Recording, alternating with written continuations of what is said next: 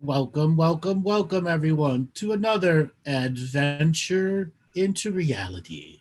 Today it's going to be an open lines call-in show, what so many of you have been waiting for. And the 19 of you who already have your hand up, fair warning. If you are not by your device when you're called, you're out. Why? Over the last couple of weeks, we've been having a lot of people who come in, raise their hand, and don't listen to the show. That's not exactly respectful. So anyone that currently has your hand raised and is still listening, if you're going to move away from your device and not listen, lower your hand. Please give everyone else the same opportunity. Over the last several shows, we've been having this going on more and more. You will get a signal from Robert, the producer. We had a few comments the other week. Who's Robert? Even though we hear from Robert every show. He runs the Wheel of Callers. I have no say in any way, shape, or form of how the Wheel of Callers are picked. So if you want to be picked and selected, be by your phone. We're no longer going to give 3 strikes, you're out. You get 2. Ha ha ha. And once again, if you currently have your hand raised and you're intending to walk away from your device, even if it's just to go to the bathroom, lower your hand. How long your hand is up doesn't matter who's going to be chosen. So the next thing is we want to give everyone an opportunity. So we are limiting everyone to between 10 and 15 minutes. Robert will have a bell. There are many, many, many people who have been emailing my PA, Michelle, and she's been suggesting to come to these shows. And that's why we've got so many people here. So once again, please be by your device. When you are chosen, Robert will send you a message that will ask you to unmute yourself. If you're calling in via phone, there is a set of instructions of how to unmute and unmute with numbers. If you're on a device, we highly recommend that you take the Zoom software, the client software. So any Android or iPhone device, you just go to your store and get the client software downloaded. If you're running no software, it takes a little bit of the features out. So, Robert, we are in open call mode.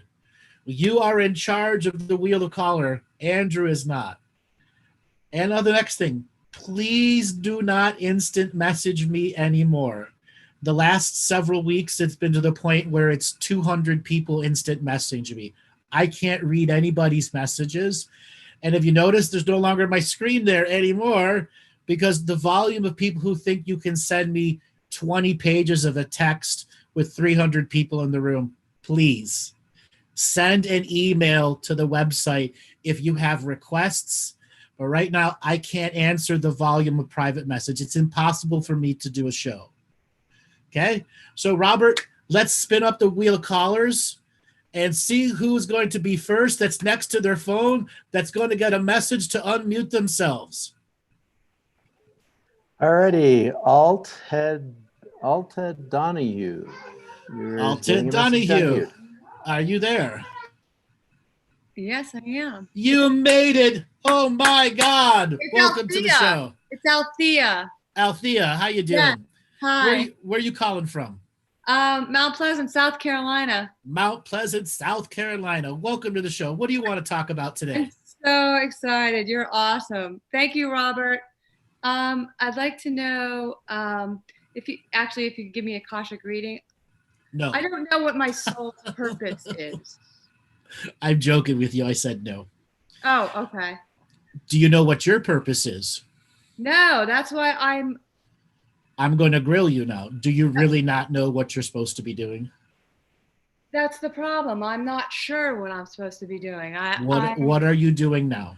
I'm a massage therapist, and I do Reiki, and I believe I'm some form of healer of some sort, but something's missing. What's missing? Ask yourself what's missing. There's like I don't, there's a happiness that's just not there. Like Mm-hmm. Is that from the job or something that was already in you before the job? well, I mean, I've been doing the job for a long time, and I love, I love helping people. I just feel like there's supposed to be something more, like that I'm supposed to be doing other things. And I just don't know what that is. Maybe So answer the question, was that there before you started the job or not? That incomplete energy. Probably. So let's get it to a yes or no. Yes. Okay. Was it from your childhood? Like possibly. Parents being aggressive with you? No, I have wonderful parents. You can still have wonderful parents, but they can still guide you into something that you were resisting. I did a lot of other things before I became a massage therapist. I came from a completely different world. I was in law enforcement and in the military, and I did other things before I became a massage therapist. Mhm. So what did you do in law enforcement? I was a police officer. Okay. In the city? Yes.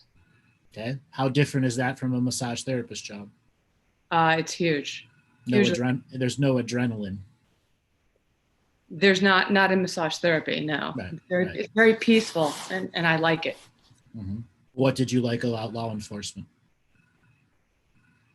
Well, once again, I like to help people, but that wasn't really for me. Right now, I'm in full reading mode for you. And I'm trying to guide you into an answer you can see yourself by making some statements and questions that you already know about yourself. And you're answering that. You like to help people. Yes.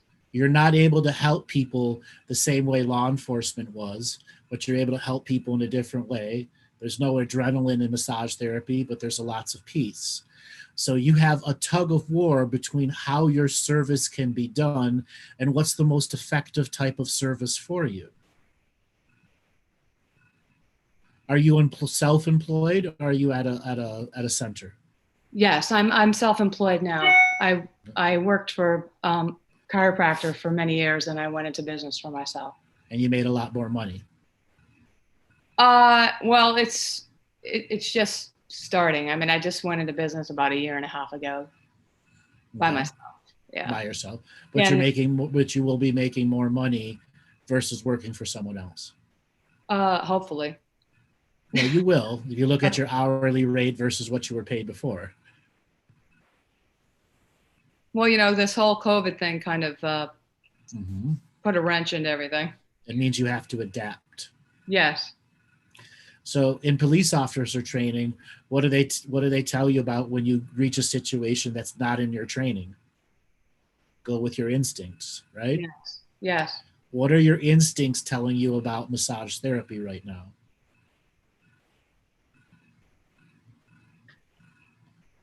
I don't know. I mean, I just feel like I'm just waking up and doing the same thing day after day, and because you've lost your passion. Possibly. How did you lose it? Maybe from loss, things that have happened in my life. Meaning that you haven't been able to work on yourself. That there's certain nagging personality, character issues and flaws and traumas that no matter how hard you work on other people, that will only get stuff deeper down inside yourself. And trying to clear the clutter, Well, sometimes you can't go after the clutter. You have to go after the actual issue you're avoiding. Do you know what your biggest issue you're avoiding is? No. Sexuality? Oh, no, I didn't know that. How are you not avoiding it? How are you avoiding it? Well, I mean, I'm not in any kind of relationship or anything. For how long? It's been quite a while. More than 5 years? Yes. More than 10 years? I guess so. More than 15 years? More than 15 years? No. It hasn't been that long. No. More than 12? No. I mean, I guess 10 years. Okay. A decade. Yeah. How can you not see that as an issue? Well, it isn't. It is an issue. I just haven't met the right person. You know, I've been trying to raise my vibration. It's not about raising your vibration and meeting the right person. It's setting your goals and standards far too high, Miss Police Officer. You still running background checks on people? No. But you did? No, once again, I feel like no one's presented to me that I feel comfortable with. Because your goals and standards are too high, which is the ultimate self-defeating habit, which is why you're feeling alone right now and incomplete in a job that doesn't give you at least adrenaline and sex back.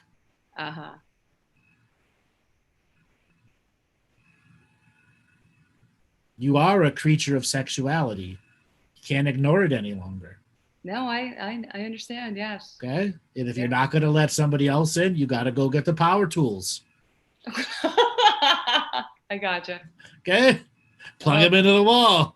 Oh, boy. I don't need any more visualization than that. Plug them into the wall. Got it. Okay? Limp while you're going to work. Okay? Because if you're not going to look, what's going to happen? If you're not going to lower your standards and realize, because I've had all these other experiences, I've held my standards so high, I've blocked people out for a decade. Gotcha. So you've lost a whole bunch of social skills relating to intimacy, dating. You need to earn those back. Right. While you're in the slow time with massage therapy, yes, COVID is there, but everyone's at home. You have a far better chance of meeting someone during COVID than you will any other time.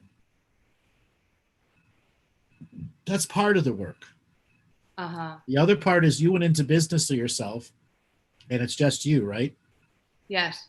No partner. No. No backup. No.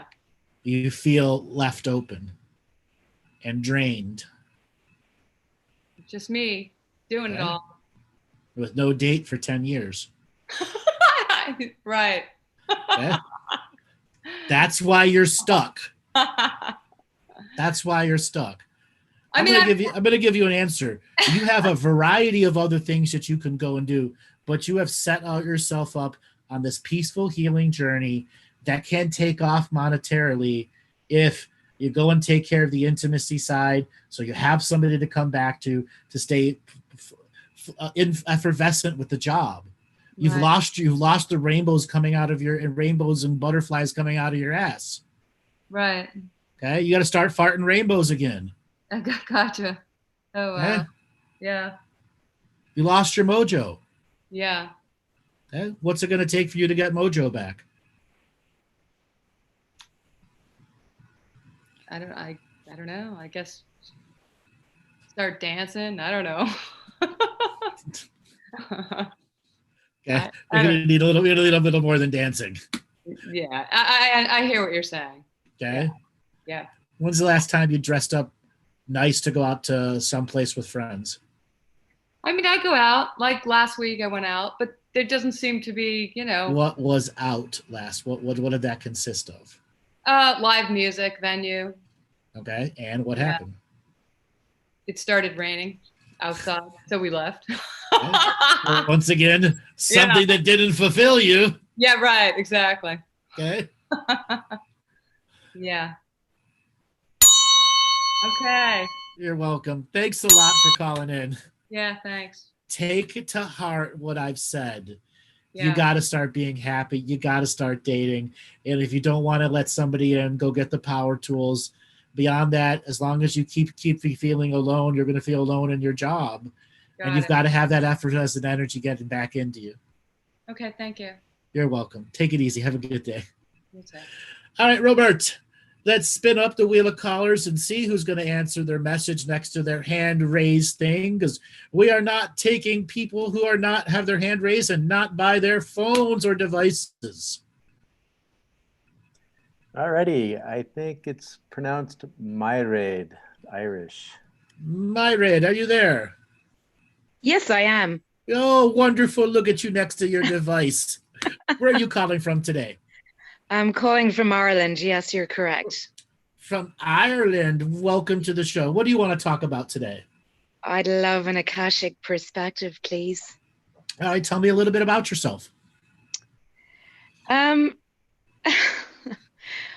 feel like I'm in a crisis mode and my life is very stuck right now. Money, career, spirituality, physical place to live, all those stuff literally wrapped into one. So, yeah. So what is an Akashic record going to do to get you out of stuckness?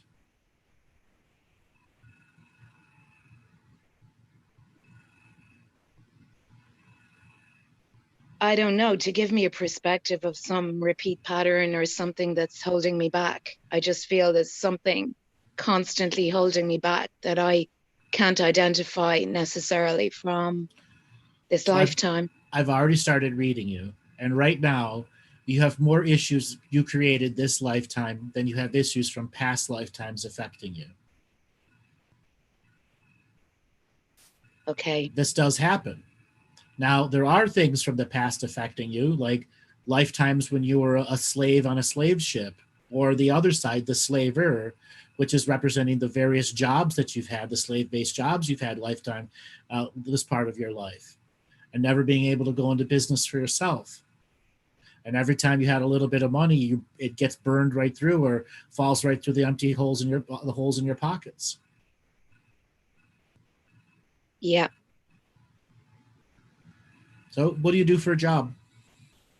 Right now I'm job hunting. I mean, I'm trying to find something aligned with my purpose. I've spent the last year basically training in a holistic pursuit. So What kind it's of not something. What kind of holistic pursuit? It's called Star Magic, so it's quantum healing. But it's not really recognized mainstream at all. So I've only been practicing and working with people who've actually trained within the modality. So I'm finding it extremely difficult to break beyond that sort of mold. So it hasn't really taken off as such yet. So why did you choose that modality? It resonated with me. It's what was presented at a particular time. And it's been extremely helpful in clearing a lot of issues, I guess, physically and stuff. So, but it hasn't helped you clear the job issue. It hasn't helped you clear the friendship and relationship issues. No.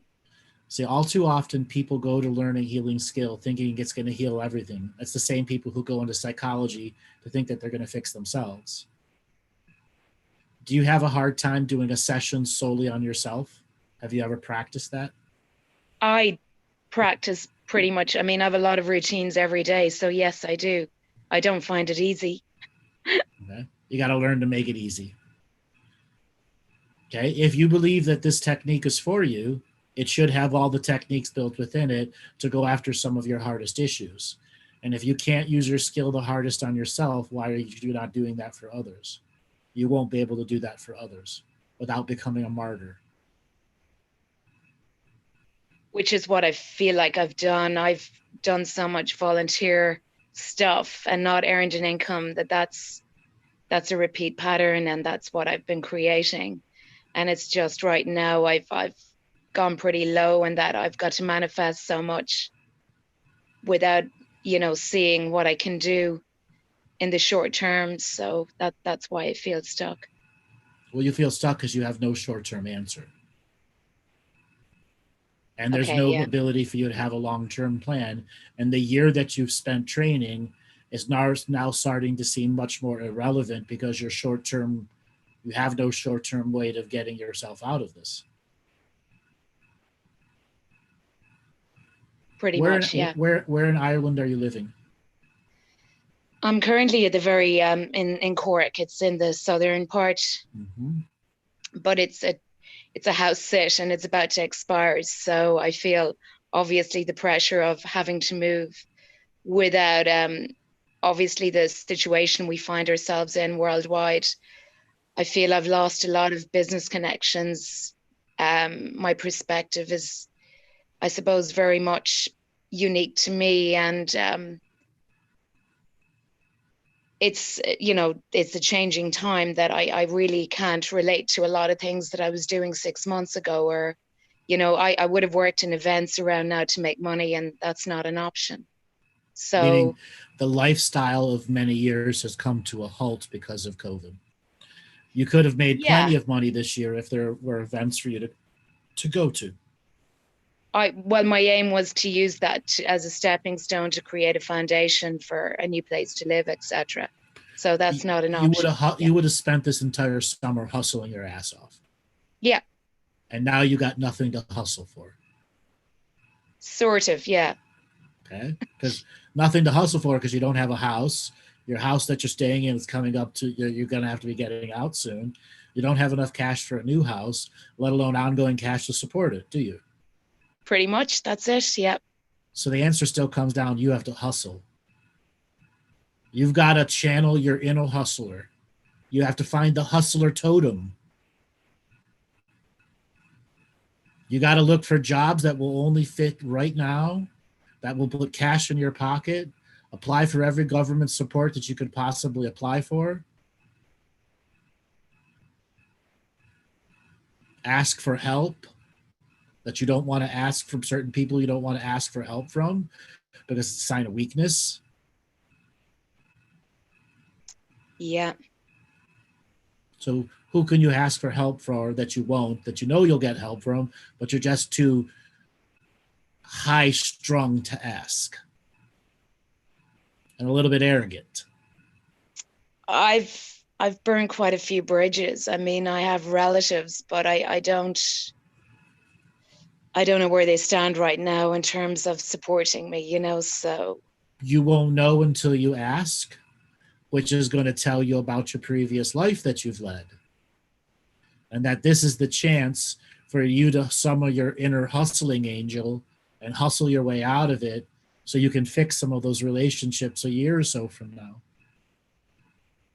Okay, get it. COVID's not going away anytime soon. Don't expect the party scene and the big scenes, the event scenes to ever come back. No, I don't. I'm very ever. Yeah. Okay, not at the scale that it was. 1/4 of it. Well, my whole objective was to move into the holistic world anyway. So, I mean, here it is. Birth pain 101. The baby's head's coming out. You ready?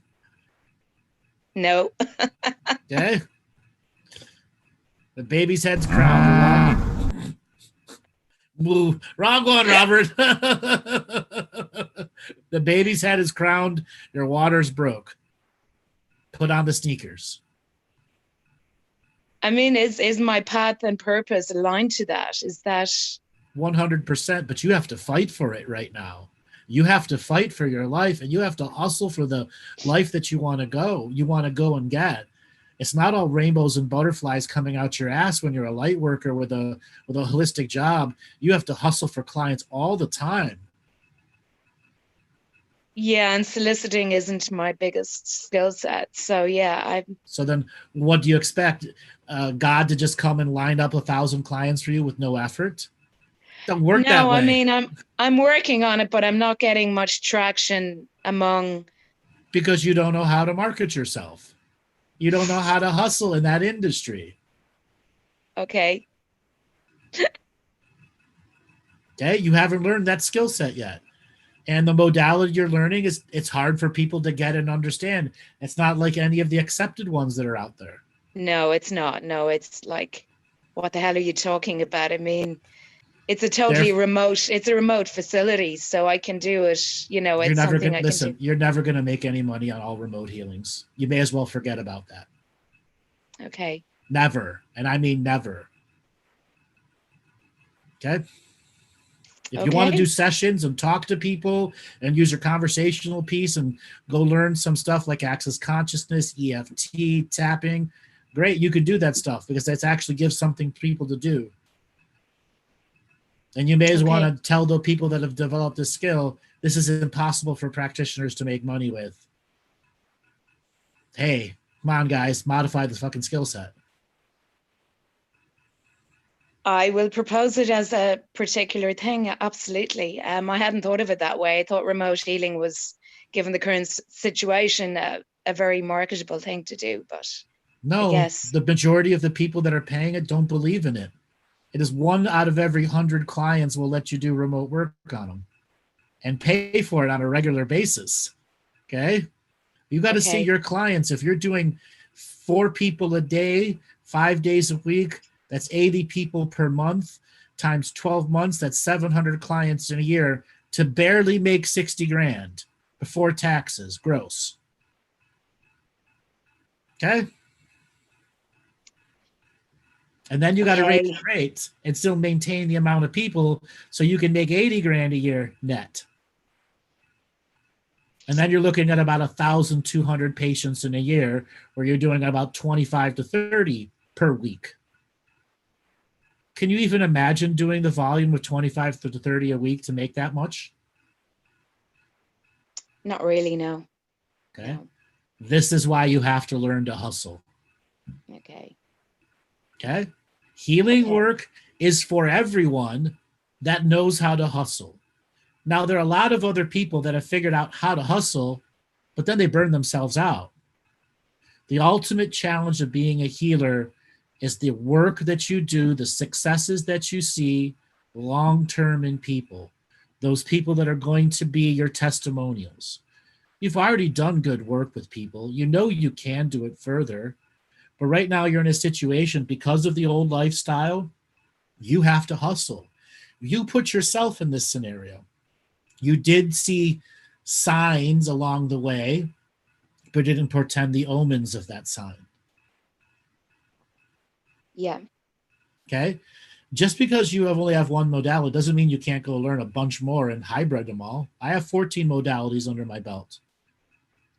I mean, yeah, I've been following this path for 20 years. It's just I don't have qualifications in a lot of stuff, but I have familiarity and exposure to So probably why in the last 20 years didn't you go after any of the qualifications?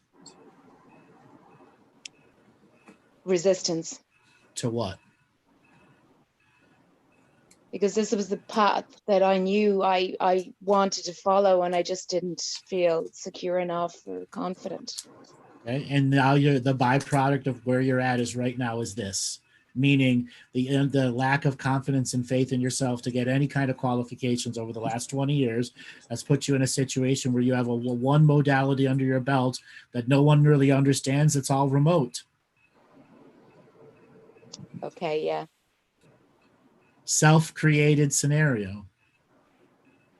This is why I said earlier you have a lot of slave mentality energy coming from previous lifetimes, keeping you locked into so few choices.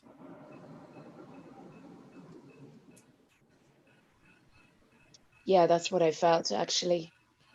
Okay, how long you been in Cork now? 2 years. Okay, how can you really survive there as a healer? I don't feel like I should be here is the answer. So You can't. There's far too much competition in the all of Ireland for you to be doing anything. You need to be in a really big city with 1 million people. okay.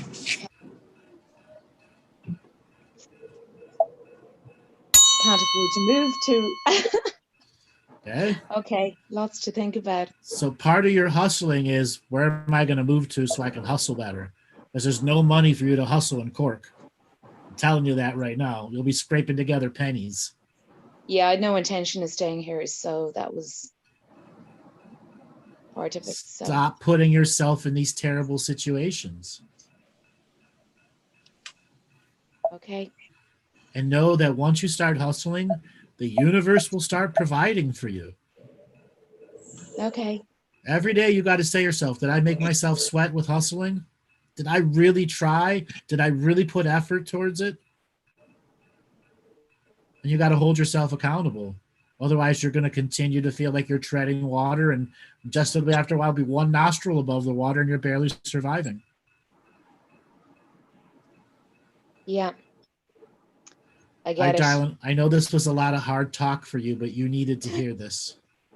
A lot of it is totally, I know it already. So you were just confirming. Thank you so much. I believe in you. You got to start believing in yourself. Okay, cool. All right, Thank darling. you, Take it Andrew. easy. You're welcome. Take it easy and have a good night. Bye. Thank you. All right, Robert. Let's see who's next to their phone. Who's going to answer your little message as we spin up the infinite wheel of callers and see who is next. Okay, Brett, you should have gotten a message to unmute. Brett, are you there? I am. It's not Brett, it's Annalise. Oh, Annalise. All right. Oh, I can't believe it. I'm so excited. Might be on the device. 3 people in a row by their phone. Oh my God, thank you. Where are you calling from today? From Australia. Andrew, thank you so much for everything you're doing for humanity. Oh, you're welcome. So what did you want to talk about today? Gosh, my heart's beating. I've just got to. Well, you're alive if your heart is beating. Yeah. Well, my first question for the last 3 weeks, I phoned in and it was regarding relationships. And then I received your wonderful email the other day regarding relationships. And it was just light bulb. So thank you so much. What turned on the light bulb in you? Well, I read it 5 times. I sent it to a friend of mine as well. And she replied back, wow, just no other words. It's just, it just made so much sense. I think there's a lot of people at this very crazy moment in time where the one person's becoming more spiritual or more aware, and I'm striving to for a higher level of consciousness, and then the other partner, is just not there, not on the same page. So that was really hard. It was really hard for me to deal with that, and it just made sense where he's not my project. I don't need for him to be on board. I don't need for him to follow the same path. Mm-hmm. What do you need him to do, though? Well, the stepping stones made a lot of sense, and I realized that it's necessary for him to be here for me to do what I need to do.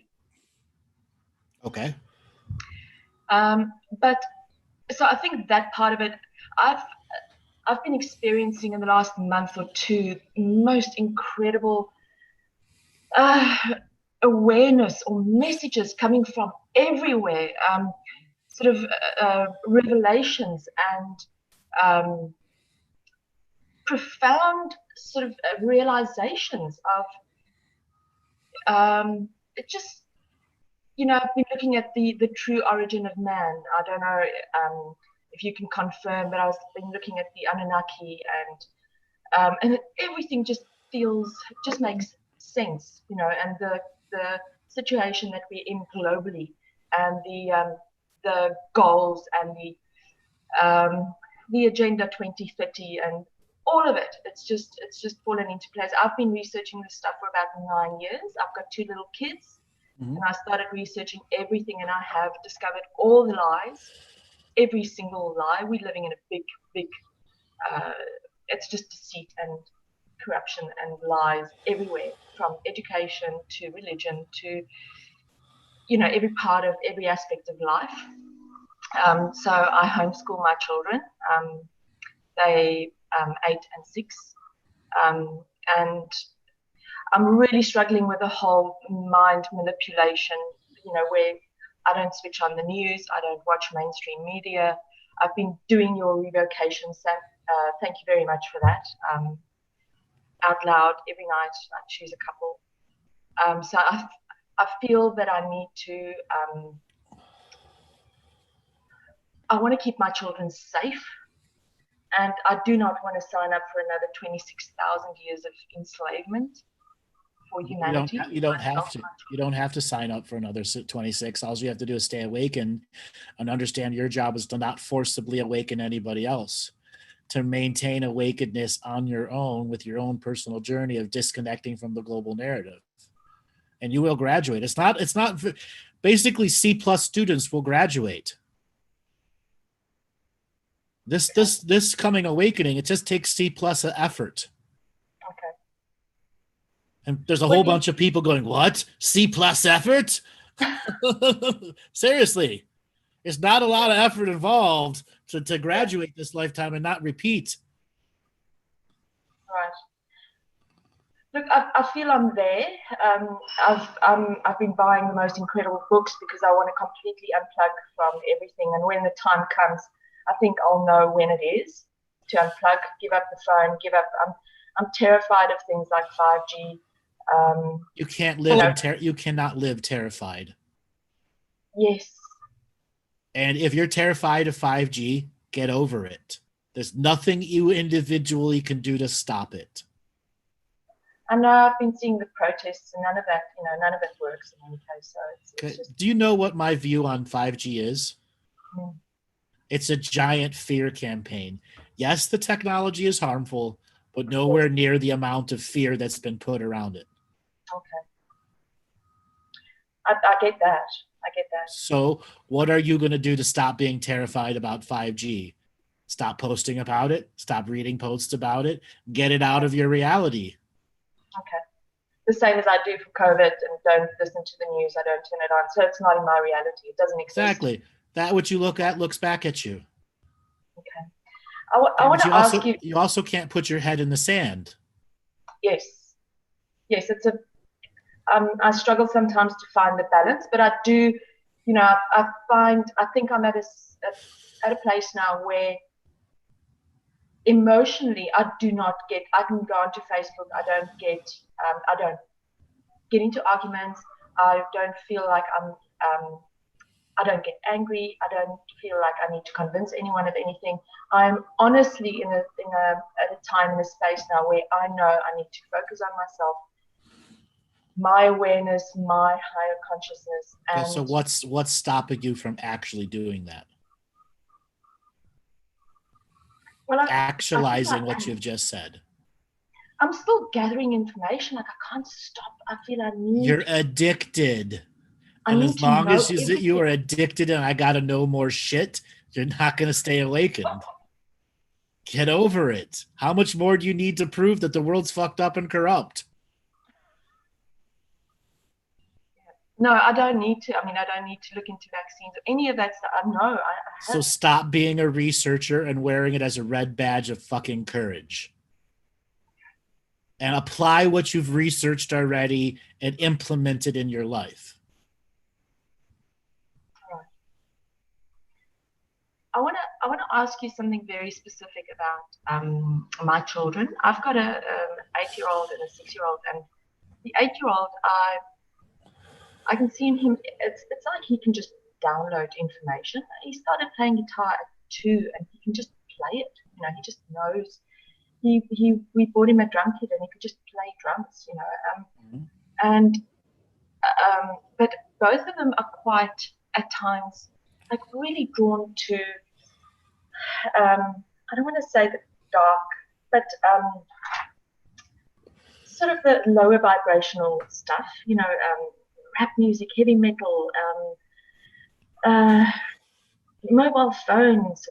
They focus on people swearing, and I don't know how to. Is that I really want them listen, to. You cannot protect them from rap, hip hop, and heavy metal. You sound like you're from the 1940s. Do you even hear it in yourself? I know, and I was not like. I was a very rebellious child, and so you sound like you're an anti-rock and roller from the 1940s. And I'm not. I was a wild child. But you're doing that exactly now. You should be exposing your child to all kinds of music and let them make their own determination.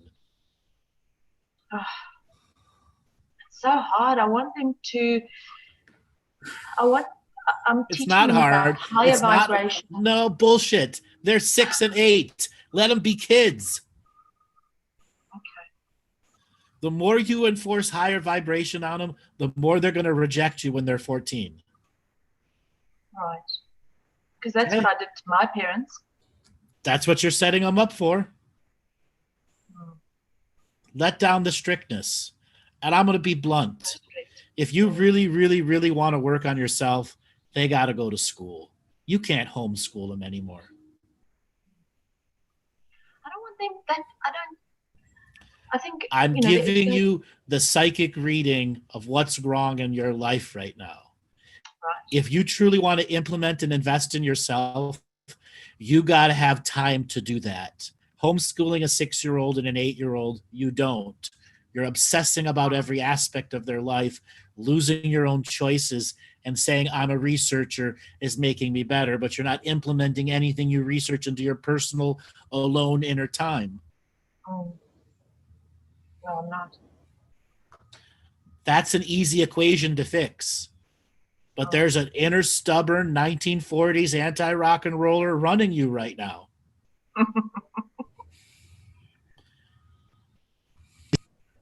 Oh, and I'm not that, you know, but I've become. You I'm have not, you have become that. You have become that. You may have not been that before, but you are that now.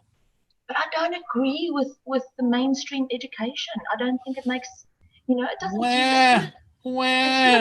But you know what? It's gonna kill those incredible gifts my children Bullshit. It will only make them come out stronger. have. I look at the kids around that, you know, come out of school, you know, at the skate parks, and I don't want my kids to be exposed. So you're basing all of your judgment of kids who come out of skate parks? It's awful limiting, isn't it? You're awful judgmental, are you? Montessori schools fix that right away.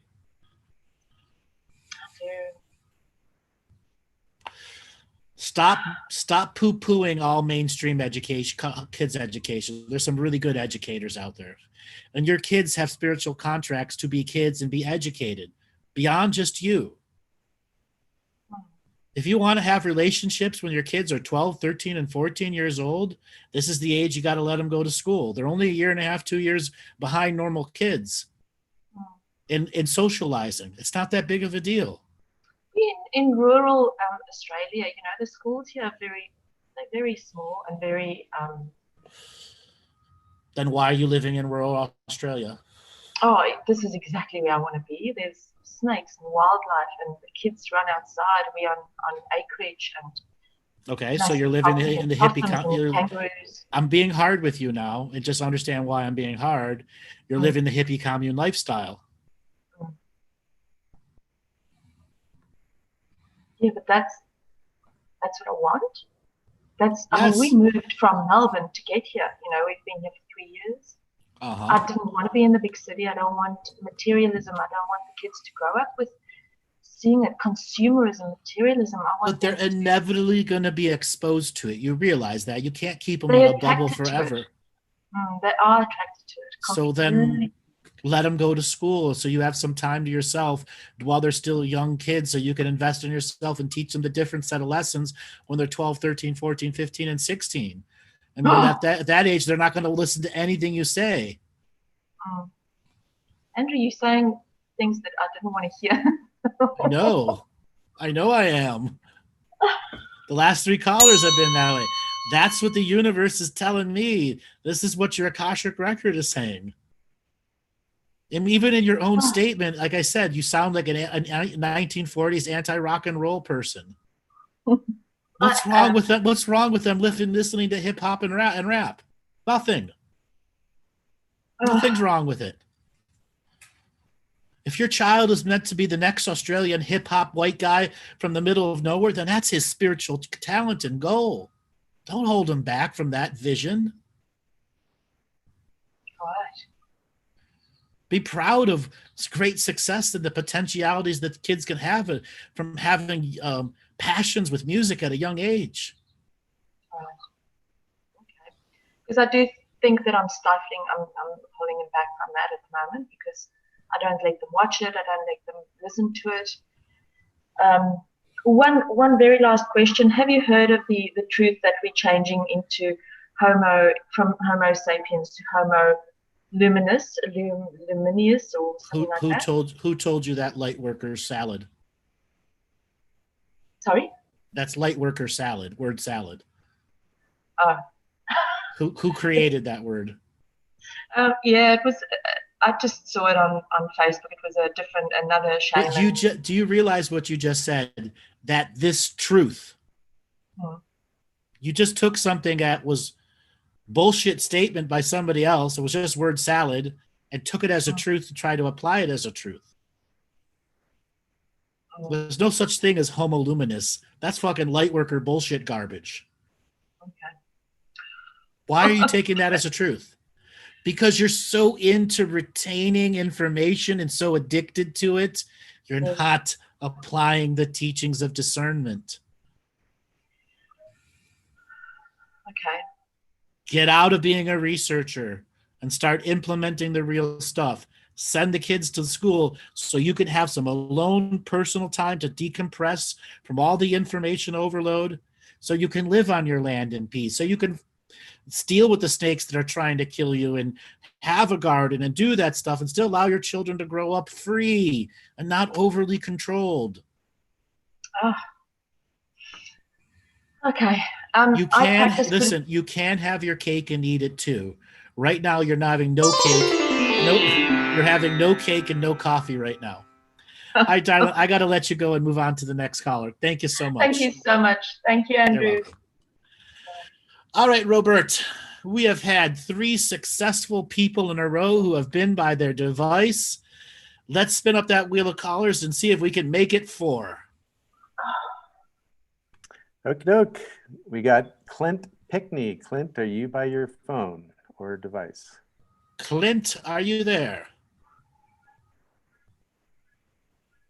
Clint. Going once. Going. Clint, are you there? Next. Okay, we have another Clint. Clint, oh wait, let's see. Oh, the second Clint doesn't have a microphone to unmute, darn it. All right. Wheel of callers, Wendy B. Wendy B, are you by your device? Yes, I am. Oh my God, wonderful. Where are you calling from? Toronto, Canada. Toronto, Canada. So what do you want to talk about today? The other day I had a lot of fun listening to one of your Can you speak up a little bit? We can barely hear you. Is this better? No, it sounds like you're like 10 feet away from your phone. Is this better? No. Are you on speakerphone? No. Are you using a headset? It's like a microphone, external microphone. Is this any better? No, it sounds like you're on speakerphone. It sounds like you're a mouse whisper. Let's see. Try putting it on speakerphone. Okay.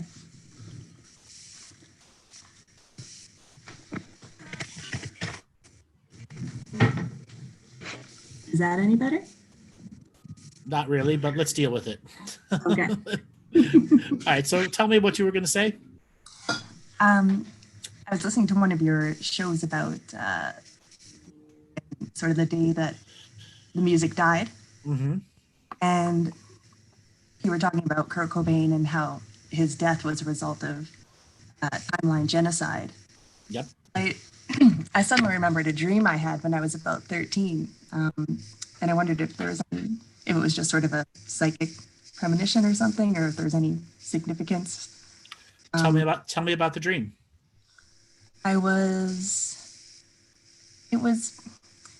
Me and him were being intimate. We were just sort of like, it was like a fun teenage romance thing. It wasn't weird. Like we were equals in the dream. There wasn't like any age gap. And we were just sort of making out and having fun. And throughout the dream, he wouldn't speak. We just sort of had this connection. And, throughout the dream, I'm saying, hey, why don't you tell me your name? Why don't you tell me who you are? And he wouldn't tell me.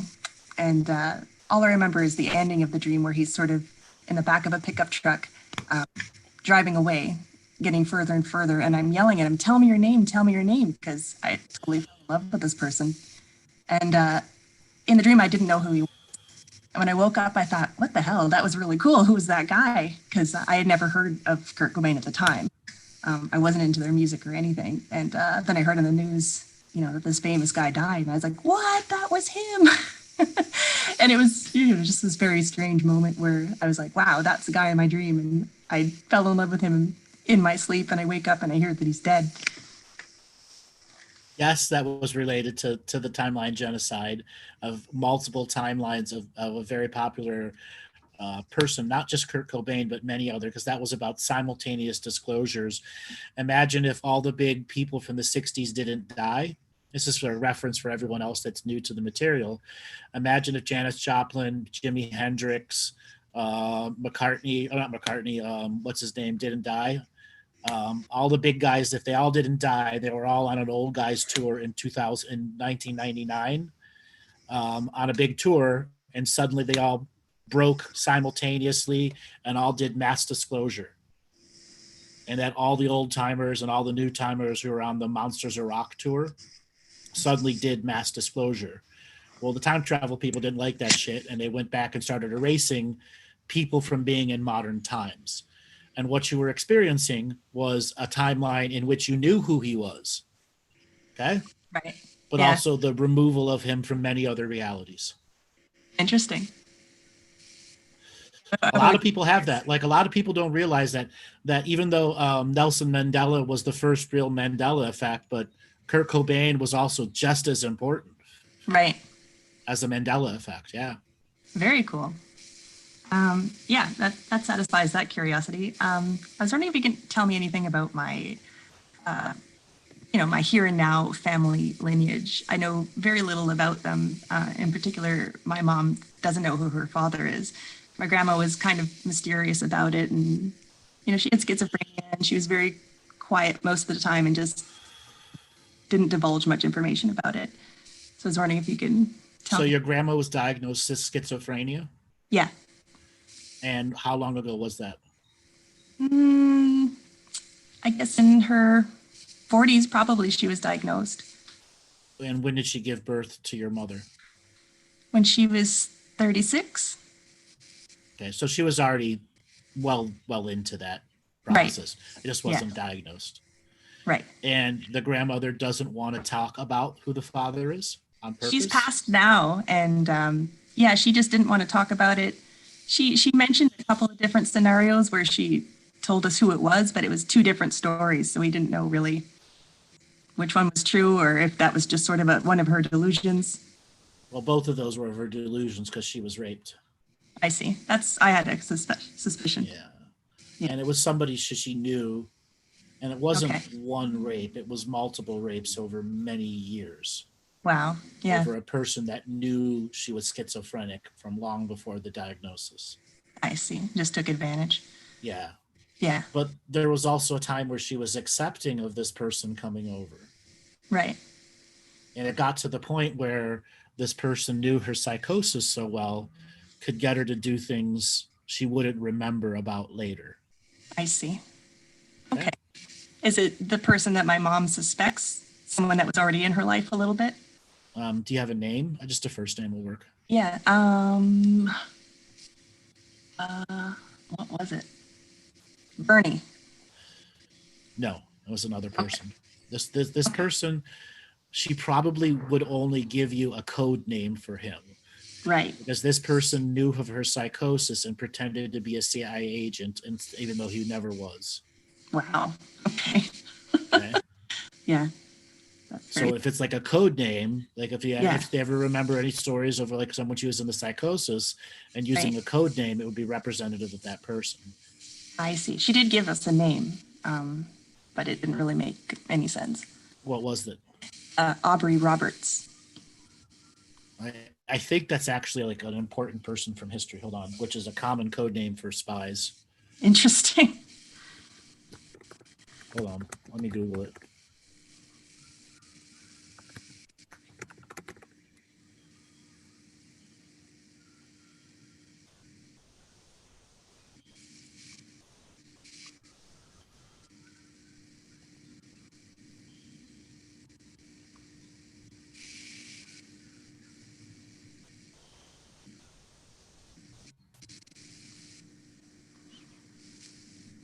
if you look up the name Aubrey Roberts back in earlier history, I bet you that there's some major author that used that name. Really? Okay. As part of one of their main characters. Right. Okay. Which is a really common thing for people to do. Right. In the spy industry. Are you saying he was, or was just pretending? No, he was pretending. He was totally using your grandmother. Right. Okay. Yeah. Can you tell me why certain mental illnesses are prevalent in my family on both sides, like addiction and just general, mental poor upbringing. Right. Okay. Not enough love early on. Right. People not recognizing that a young child is reaching a breaking point and forcing the child over the breaking point with violence, verbal abuse, so on and so forth. Right. And those are ancestral karmas. Mm-hmm. Now, do you worry that you're going to have that situation? No, I feel like I've escaped it. How did you do that? How did you do that? I have a pretty positive attitude. My mom gave me a lot of love. She's super loving, and I know she protected me a lot from, everything that happened to her. She didn't want to happen to me. Right. But she also hid a lot of what happened to her, so you'd never know. Right. And that's okay. That was her choice. For sure. She's still the positive moment in your life who helped influence you to be who you are today. Yeah, absolutely. Okay. Mm-hmm. I have a little story for you. Sure. So my grandmother, she was born in 1916, had two sisters and a brother who were a couple years apart, 6 years apart. But her second sister, Tula, at a very young age was the problem member of the family. So even at 14 and 13, she started showing major issues that could have easily got her institutionalized. Right. And no one ever talked about it. No one ever did anything. And she was an extremely beautiful woman throughout the 20s, 30s, 40s, 50s, as she was growing up, one of those super beautiful women. But she was a hairstylist. From as soon as she graduated, she got out of school, she went to cosmetology school, and she was a hairstylist all the way up to the early 1990s, where she broke her leg and she didn't get it fixed right because she thought she knew better than what the doctors thought. And that's when we suddenly, the rest of the family members realized what my grandmother and the rest of the family members were coming up, that Aunt Tula was a full-on crazy person. Right. Absolutely. And when we started looking at the old family stories, we realized how the cover-up was always there. And that gets procreated in a lot of family members. In a lot of families out there, that stuff gets procreated over and over again. And a lot of times they skip a generation. Mm-hmm. Okay. So you beat it. Do you want to have children? I'd like to. Okay. What will you do so that doesn't exist in your child? Treat it early. Yeah. Don't ignore it. Don't cover it up. Don't make excuses for it. Right. Yeah. So, any other questions you want to ask? Is there anything in general that is any my guides trying to get through to me that just aren't really hear anything clearly? You can't hear anything clearly because you're not taking the time to relax deep enough and go into the state, listen, and believe yourself. Right. You knew that right away as I said it. Yeah, for sure. Why can't you enter the state of deep relaxation, deep letting go, and believing in yourself? That you are worthy of having guides and guardians to communicate to you. Right. I just gotta chill the hell out. Quite literally. Yes. Got to unplug from other sources for a while and say, this is the source that I want to plug into. Mm-hmm. And then there's baby step intention, and then there's adult strategy. Right. I keep hearing the word angel a lot, and I don't know why, or if it's just, What does that mean? I hear you're an angel, but that could just be nonsense that I'm hearing from. You are a light being, therefore you are an angel. 96% of the people living on this world are an angel. Right. But there are other light beings who say, don't call me an angel, that's racist. I come from this density and dimension. That's your myth. Don't enforce your myth on me. Mm-hmm. Okay? Right. We are photonic beings of light. So yes, there's a truth to what that being is saying. Okay, then you say, now what? Okay, I'm an angel. Now what? Right. What else? Yeah.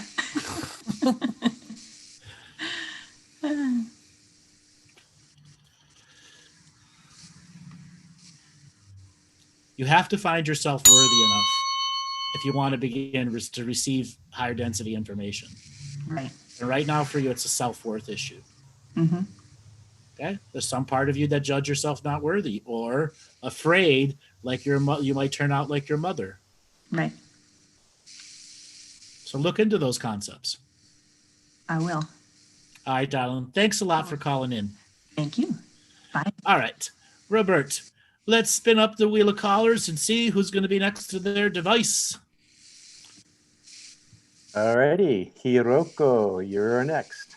Hiroko, are you there? Yes, Hi, where are you calling from today? I'm calling from Japan. Calling from Japan. You've got to come a lot closer to your phone. I could barely hear you. Okay, can you hear me? No, it sounds like you're underwater and 10 feet away from your phone. Can you hear me? No, you're really muffled. Can you put yourself on speakerphone?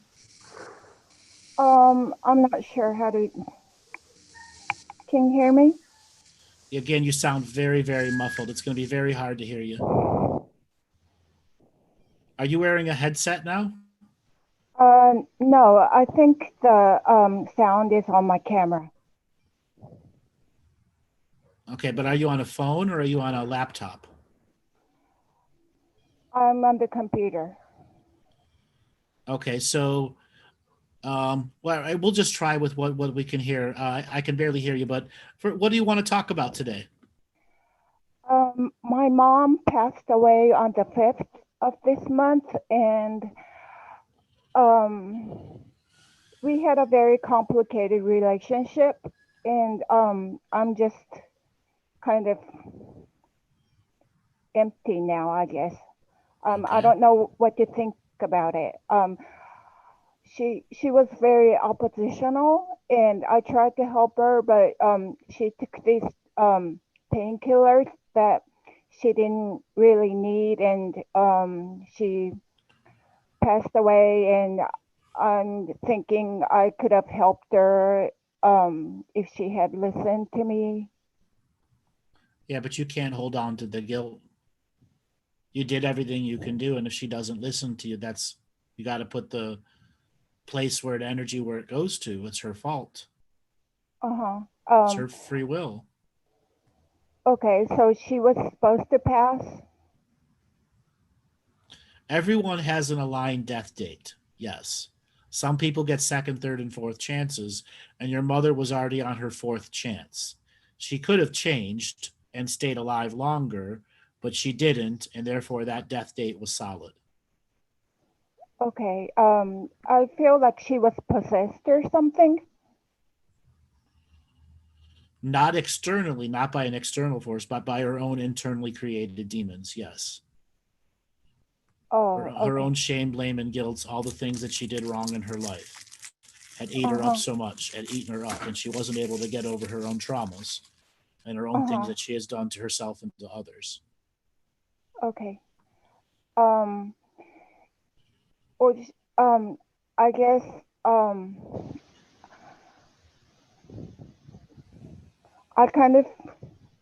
was with her all my life, and now I'm trying to become independent. Well, it's awful early. She only died less than a month ago. It's going to take a while before you become independent. And you're going to have to learn how to be independent without her energy and frequency there. Have you learned any deep breathing exercises? Breathwork exercises? Not really. So are you familiar with something called the Imhoff method? What is it called?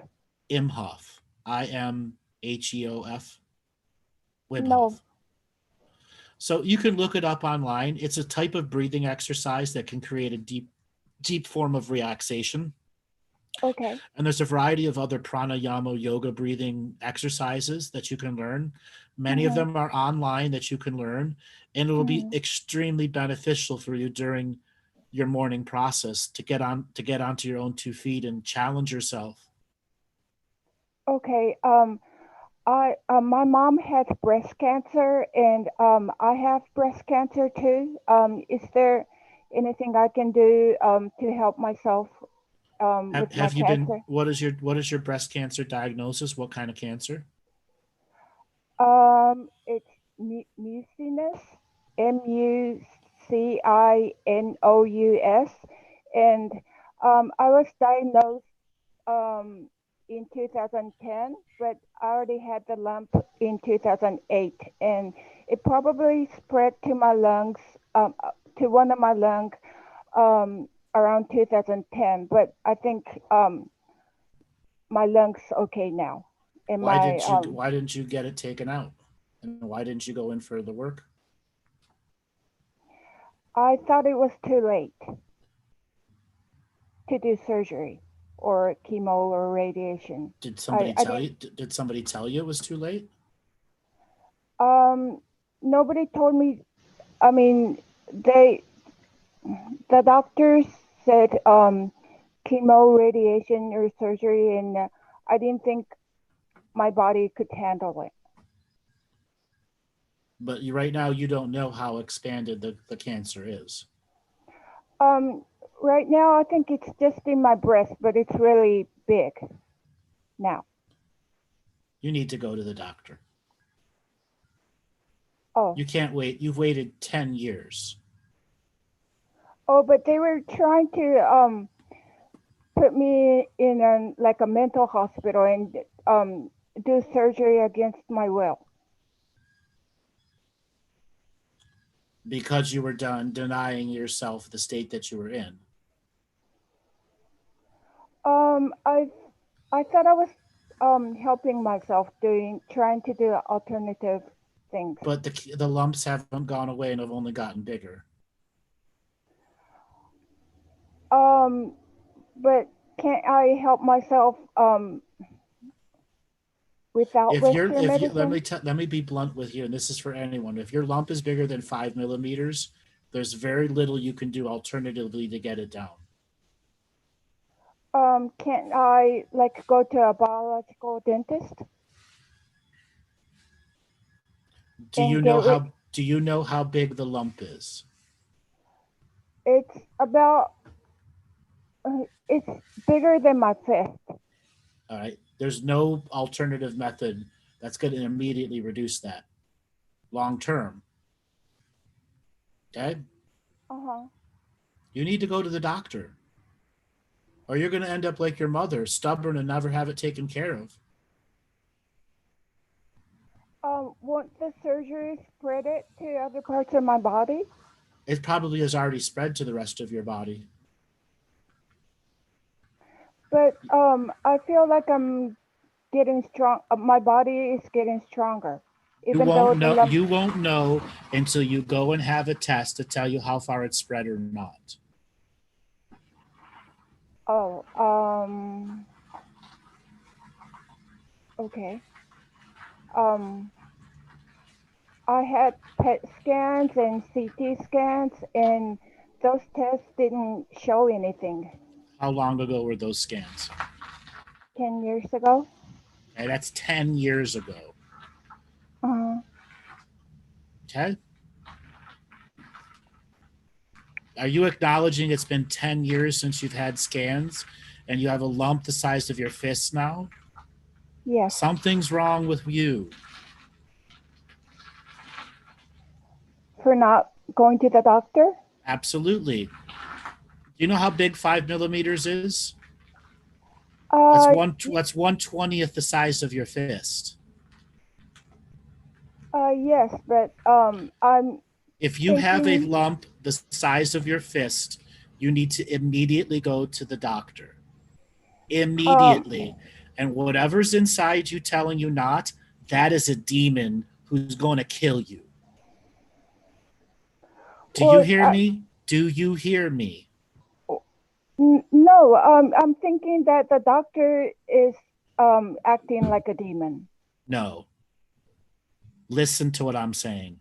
It has been 10 years. You have a cancer the size of your fist in your breast. Anything over 5 millimeters, which is 1/20th the size of your fist, anything inside you that's telling you not to go to the doctor, that is the demon. That is what will kill you.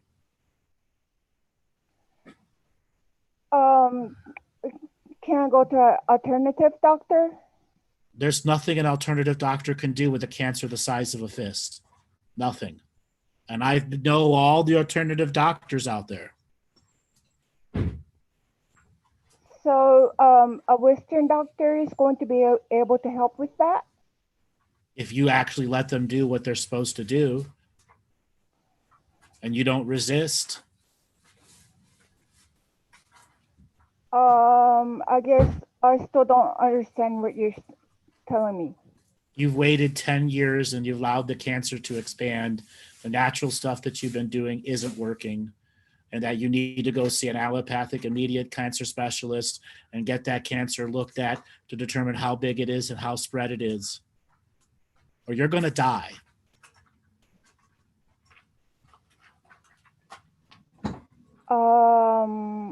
Okay, I guess I need to, I guess I don't really understand yet what you're saying. Because you don't want to hear what I'm saying. Your other methods are not working. The cancer is gigantic. They're not working in terms of the size of the cancer, but my body is getting stronger. No, it's not. You're lying to yourself. You're absolutely lying to yourself. If you have a cancer the size of your fist, you're 100% lying to yourself. And you're believing something that is the demonic voice inside your head right now. So why am I able to do the things that I couldn't do like 10 years ago? Because you're living a lie. You're living on borrowed time. There's a demonic entity feeding off of you and giving you demonic energy to live off of. It's called cancer. I'm trying to save your life here. Do you realize that?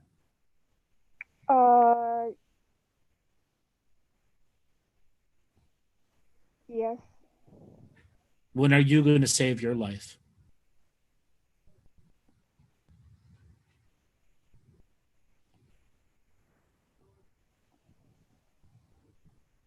You got to put some effort into saving your life. You have to acknowledge you have the cancer the size of a fist, and you need to immediately see the doctor. Not next week, not next month, tomorrow, emergency room. Tonight, go to the emergency room. The longer you wait, the more you're going to die. I don't want you to die. I don't want this demon inside you to win.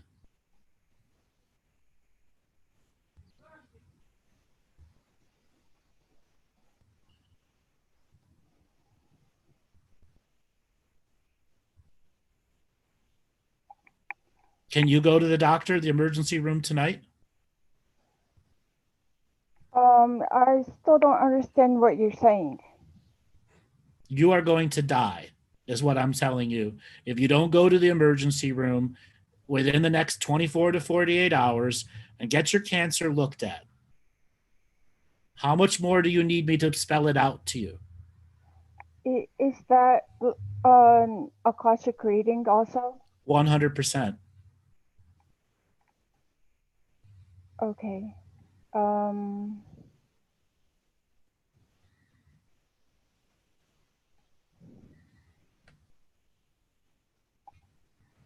I guess I need time to change my mind.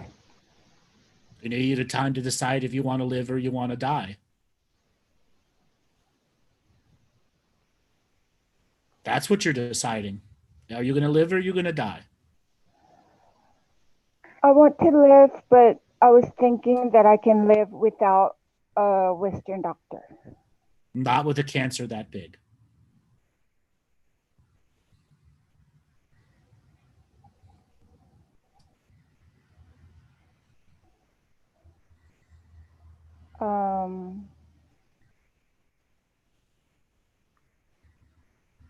Not with a cancer that big.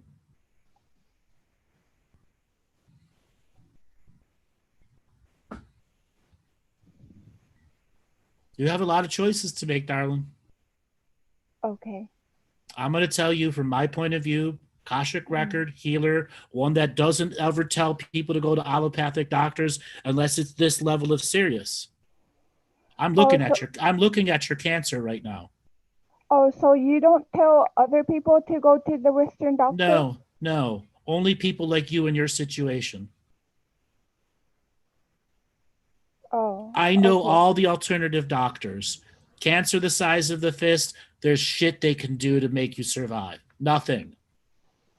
So, what should I do? Like, I just told you, get off the phone, go to the emergency room, go to the doctor, have them look at the cancer, MRI, PET scan, talk to a cancer specialist now.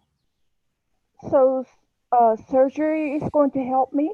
Yes, the only thing that's going to save your life, surgery and chemo. I never recommend chemo, ever. You don't recommend... You have waited too long.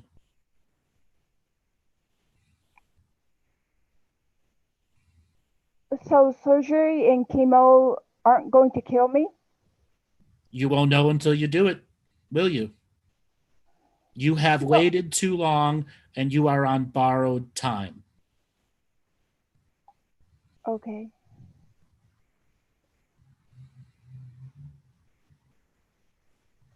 So, time for me to say goodbye to you, darling, and time for you to get into the car and go immediately to the hospital. Immediately. Don't wait. Okay. I want you to live. I want you to live. Mm-hmm. But you're not going to if you don't take care of this immediately. Okay, so you don't tell other people this? No.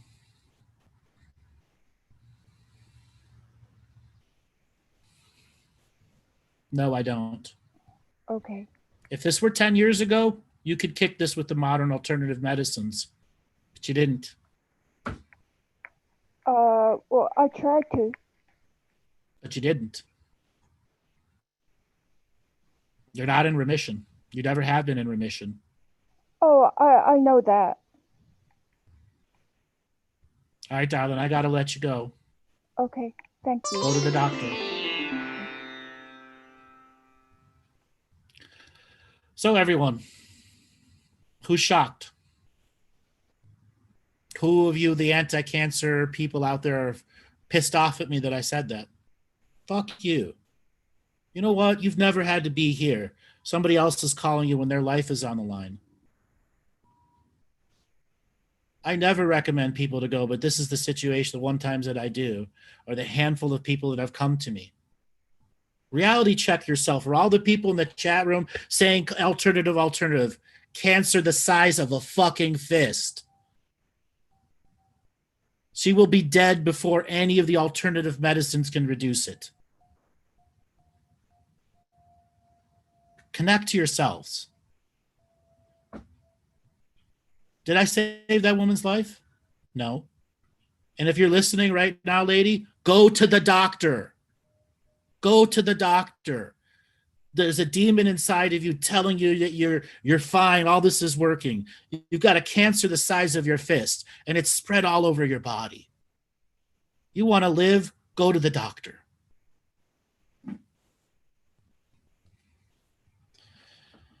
Hi, Robert. Let's spin up the wheel of callers and see who's next. Alrighty, I thought to bring on Santo for a little bit of chat. Santo. Hey, Andrew, how are you? Good. What did you think about this last caller? Oh, that was tough. That was a huge reality check. I think we've all had those moments where we don't trust what we call the orthodox medical system, and we kind of get stuck deer in headlights and kind of go into some form of denial. I get it, because I kind of struggle with that concept myself, but she was in a really tough position. I hope she does go to the doctor. Yeah. I run into this 4 or 5 times a year. Okay. People Where have waited does it, that long. where does it go in terms of stepping on the journey of another? You know, like when somebody's life is at that point, where is that spot where you go, you know, this person's journey is their journey, their choice, their free will, versus that person doesn't have free will left over. There's a demonic entity who stole that from her long ago. Right. And is literally giving her demonic life force to survive on so it can continue to feed off of her misery. Yeah, it's interesting, cultural influences. Coming from a Sicilian background, I remember during my teens feeling not well, having back problems. And my mum calls in the local Sicilian witch doctor who, you know, said I had something and did oil. And if the oil goes to the top, she's cleared the entity. And it was quite strange because I was a fairly rebellious teenager. And to me, it was kind of like quite an invasion of my, you know, sort of life to do that. And I knew it was having no effect. But I didn't understand energies, entities, and the possibilities of these other interferences that are real.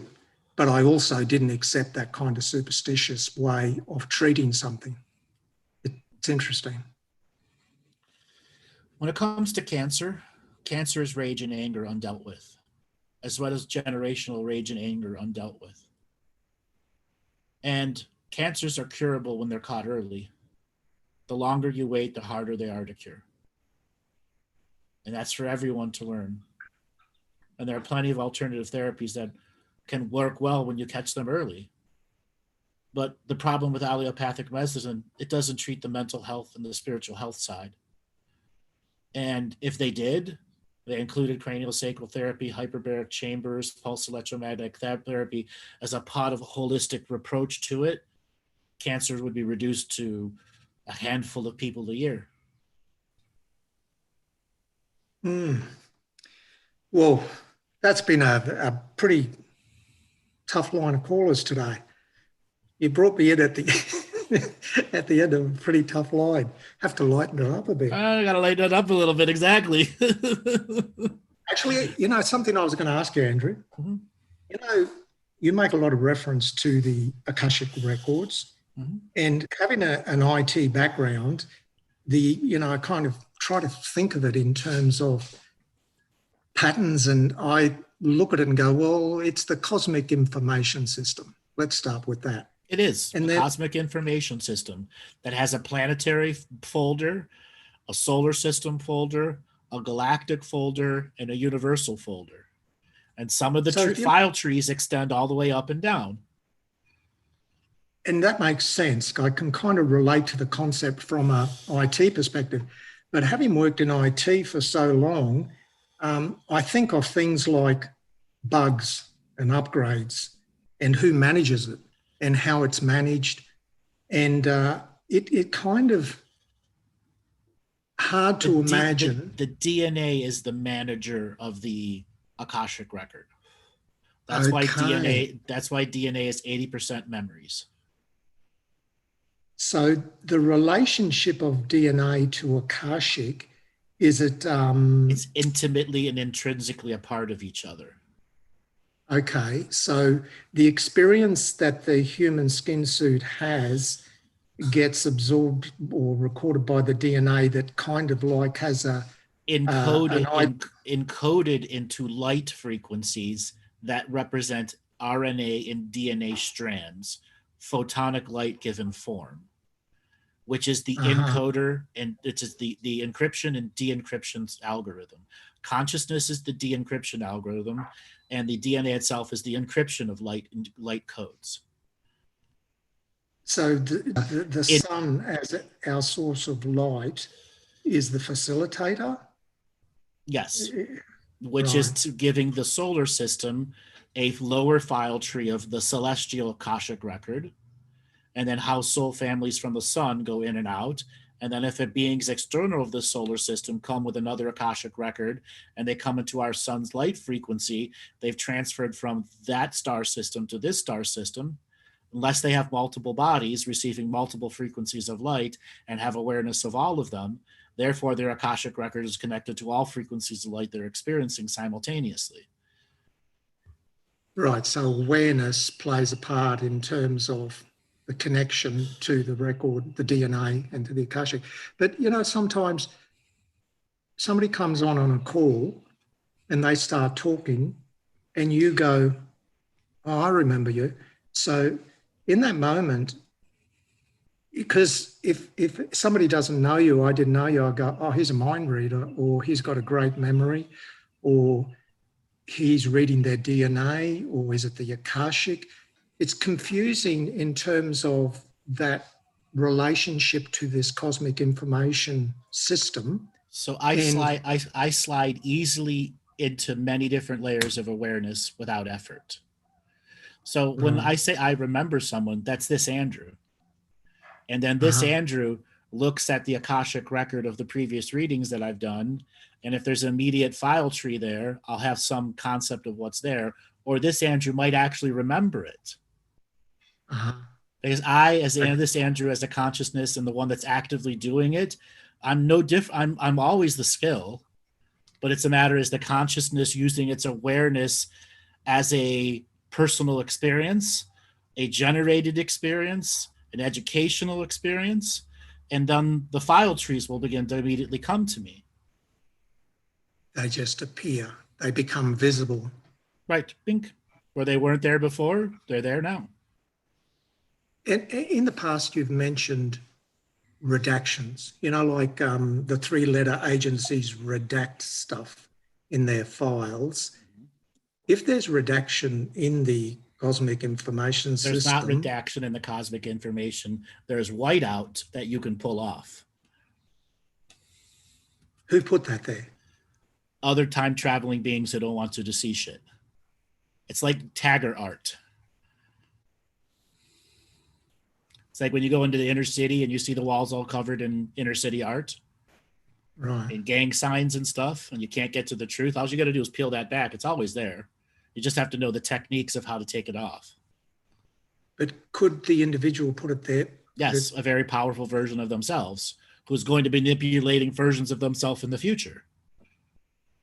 But could you be consciously putting it there so no one can read it because you want to have the experience without it being a greater at the current level of awakeness here in the human world? No, you really have to be really super advanced to tag out your Akashic records, specific things, so other watcher beings with their own skill sets can get confused, because it's just basic camouflage. That's all that it really is. Or creating multiple fake timelines so you don't know what the actual choice outcome was. So the skill that you have managed to develop and tap into, what's its relationship to our language and telepathy? Do we automatically become more in tune, and therefore is there a relationship to becoming more telepathic? Take telepathic out as a word. We as a human species aren't ready for telepathy. That includes me. Two-way CB, maybe, with a break in between. We aren't in control of our shadows or our egos enough to have telepathy as a natural skill set. It will do damage to others if we're telepathically connected to someone and all of a sudden some of our random stupid thoughts come up, or a ghost comes into your frequency. It'll instantly affect the other person and jump like a virus to them. So when somebody, says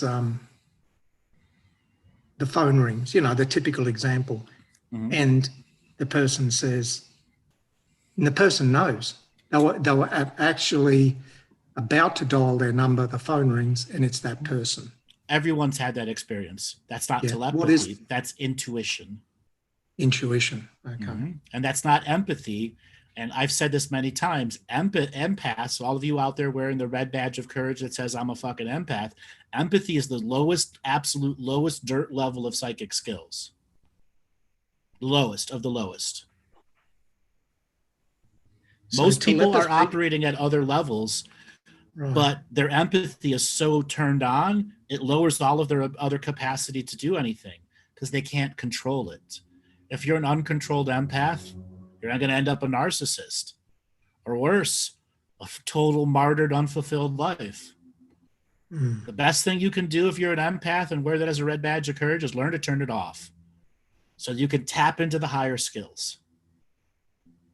So people that put time and effort to study remote viewing and particular skills like, for example, remote viewing has been heavily used in the alternate movement as a powerful tool to peer into other past and future events, whether it was military or alternate.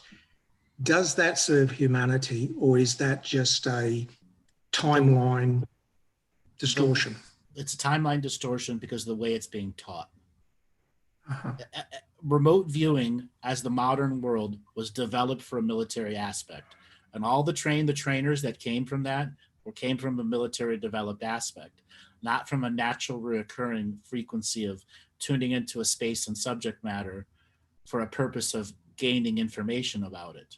There's an infinite amount of psychic skills to gain information about things. You can go right to the Akashic Record about it. It's a matter of what you're going to be able to translate back. And let me tell you something. When it comes to remote viewing, 90% of the people are wrong the first 17 guesses. Does that mean it's not real? No, it's real. It's absolutely real. As you begin to develop the many other skills that are a part of it. See, a lot of things that remote viewing as a technique is missing is the daily fortification practice, the daily spiritual hygiene practice.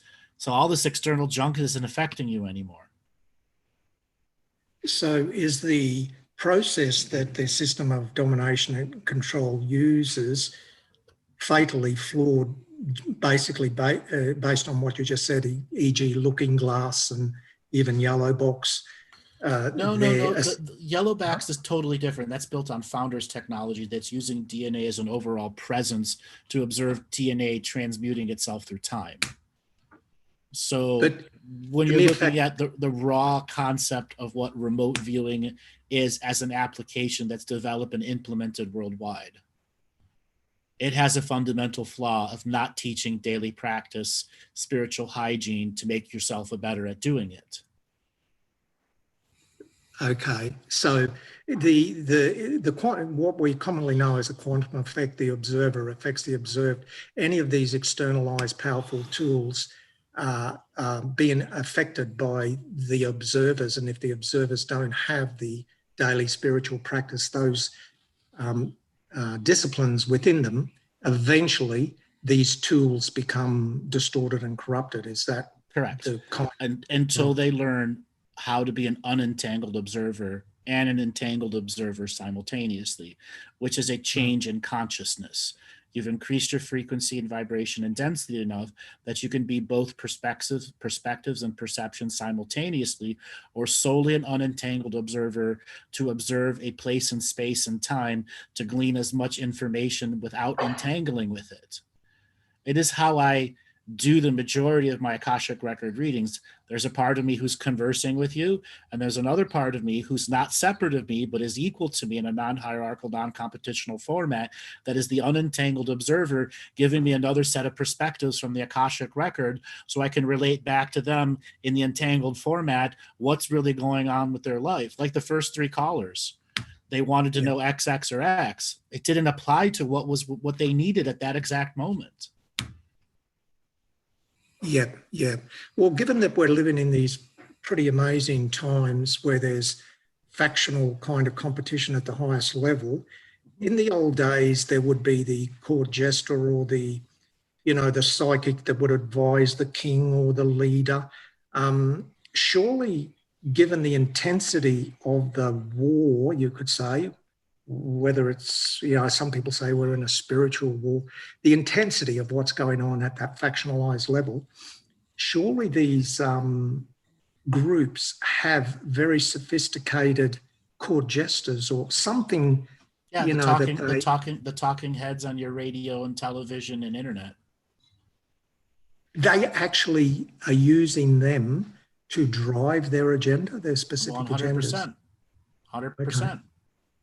So the media is...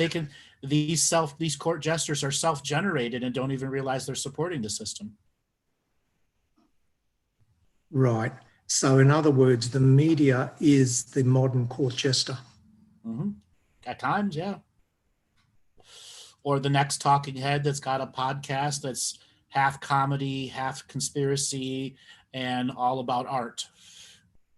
Okay? Right. Or a political commentary, solely political commentary person that every now and then delves into supernatural stuff. Doesn't matter. They're all the court jesters, but not even realizing they're serving the greater divisionary concept within us. So in a way, we're all potential court jesters if we choose to be relative to the narrative. In other words, the power of what used to be very controlled by a faction like a kingdom, is it being dissipated to the point that we don't even recognize the power we have? Absolutely. To be absolutely. Right. Absolutely. Okay. And they have purposely done that by receding some of their powers of control and ceding it back to us, because they know that their tools were so effective that we will generate that on our own. And they don't need to guide us with the powerful tools anymore. And they can reserve those powerful tools to be used at a later time when we get too powerful to stop generating it on our own. So we could be doing it on our own for humanity, or being used as pawns. Or both at the same time, which is why so many people are conflicted, and why information overload is one of the most dangerous things out there. And part of information overload is curiosity learning, which puts you down the path of never working for yourself, always working for another subject matter. Choose yourself as your own side first before you choose other people's sides. Yeah, it sounds so simple, Andrew, but it is that simple. But we got to understand, what is the war for? You're on your individual consciousness, not as humanity as a whole. Your individual consciousness is always under assault, and that everyone's got to individualize it themselves and understand the information overload is a tactic to individually target every human being simultaneously, separate of the collective. Yeah, but with your understanding of that, you can articulate in those separate fine strands of application. I notice with a lot of the callers, the interpretation of that information, sometimes not necessarily they turn into a zealot, but they feel compelled and committed to follow this higher cause, which then gets them calling you and you saying, how are you going to pay your rent? You got to be practical. Right. So, because they have weaponized against themselves. The individual war for their consciousness, they lost. They chose a side that wasn't them individually. And I got to talk them down of the zealot nature. Yeah. But in today's climate with this, what's going on in terms of lockdown, and a lot of people are quite nervous about whatever. I'm not. I think it's the gift that keeps on giving.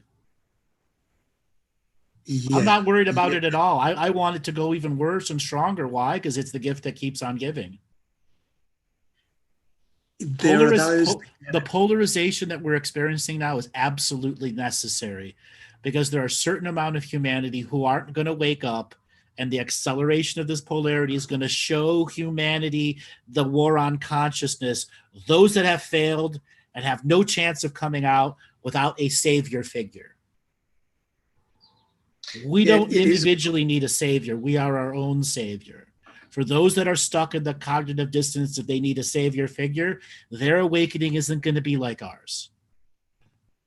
Yeah, it's so difficult to kind of have conversations that we can share and relate to in this space, because I find that I'm a very early riser, and so I noticed that, and I'll just jump on to the internet, and it's sometimes, and Jackie, when she gets up, says, what did you find out today? What's happened? I said, well, I read the internet. There's nothing there. I call that putting up my periscope. Yes. Targeting it on what I need to know, and then making sure that I don't focus on stuff I don't need to know. Like the last couple of weeks, I've been watching TikTok and hood vines and dumb videos of people failing. Why? It's a different form of entertainment. But I was learning something about the younger generation and why it's so important for them to record their shit on video. Because a lot of them, they've done these unique videos where it's about them 20 years from now having children going, and the children going, Mom, what did you do when you were young? Or the mom that listens to the hip hop music today and their kids 20 years from now don't want to listen to the hip hop music. And they're beginning to show an advancing of consciousness. Okay, before that, I never really watched TikTok. I knew what it was. Okay, I'm not going to make TikTok videos. I got to show you that. But I saw a lot of people try to take a basketball and a beer and drop it on the ground and catch it up and get beer splashed in their face, or worse.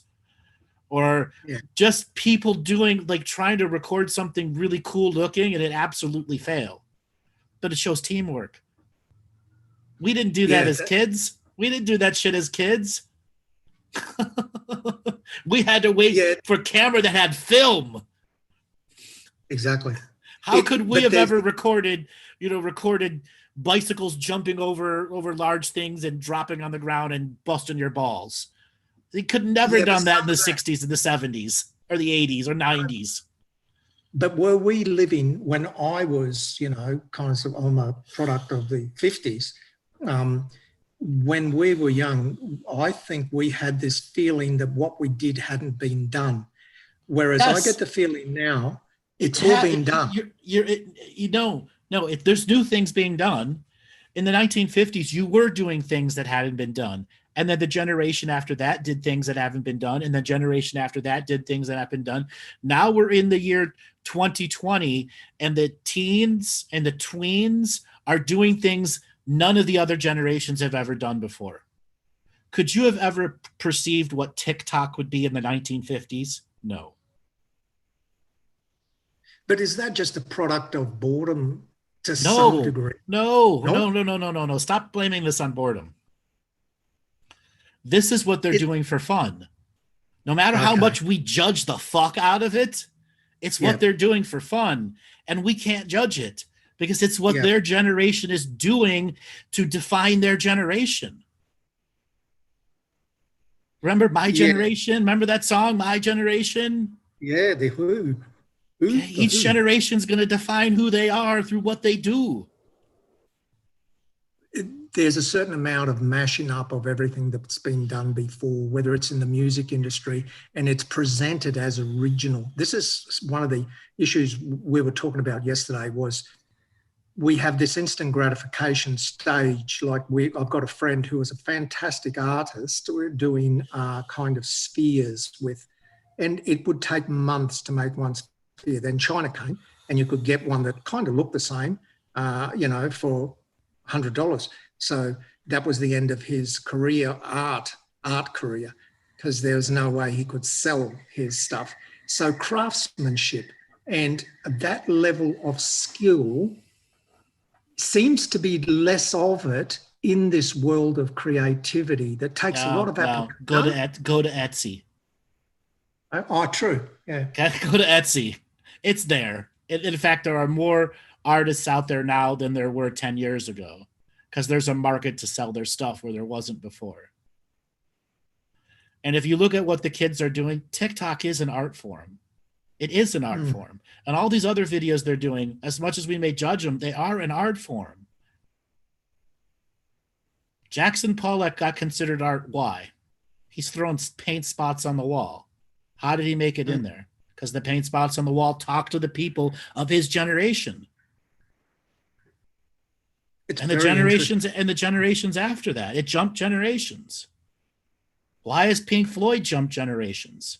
It's good music. Exactly. This ability to jump generations seems to define the longevity, and it may be tied to the actual creativity that people tap into, a bit like 60s, 70s music. Some of that music, I know my kids, even my grandkids, listen to music that was my music from my era. We and listen, and there's people that listen to Mozart, Beethoven, and Bach from the 1600s, 1700s, and 1800s. Yeah. And there are modern musicians who are creating brand new orchestra musics. Andrew Lloyd Webber. True. But Andrew, do you think that we've become desensitized because it's too easy and we have access? You know, again, it's not instant gratification, but it's kind of like we have access to so much that are we devaluing the value of what it is that already is around us? You know what I mean? Say that again. It seems to be that we have an immeasurable amount of options that are creative. So are we actually not appreciating the becoming desensitized? Because I play in bands. I used to play music all my life. And it was a big deal, I remember in my teens, when you go to, say, a Santana concert and the lights go down and Santana comes out and says something that's just words, but you're mesmerized by it. The whole atmosphere was buzzing. Now I'll go to a music festival and people are just drinking and talking next to you, and it's an amazing band, and I even do it. You go to a festival and you think, nah, I came to see them, but nah, they're all right. They're not that good. So that level of desensitization. That's called getting old. That's called getting old.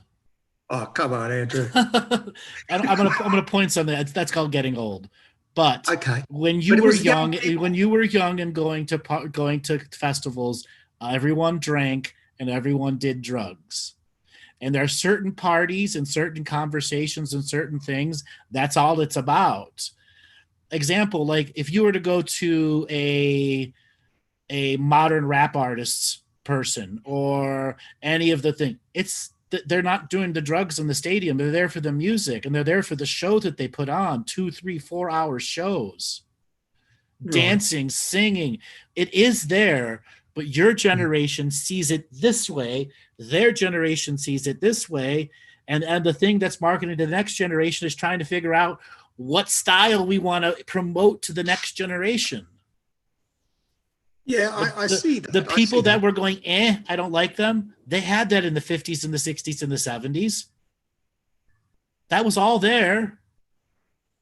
It's probably just a lot more available. Like I just look at my grandkids, and if they haven't got the latest iPhone, they're disappointed. And I think it's perfectly good, the phone you've got. There's not a problem. Is there a problem? There isn't a problem with it. They just want the latest. It's a status symbol. What was your status symbol when you were growing up? The record player, what record player you had? That determined your status, didn't it?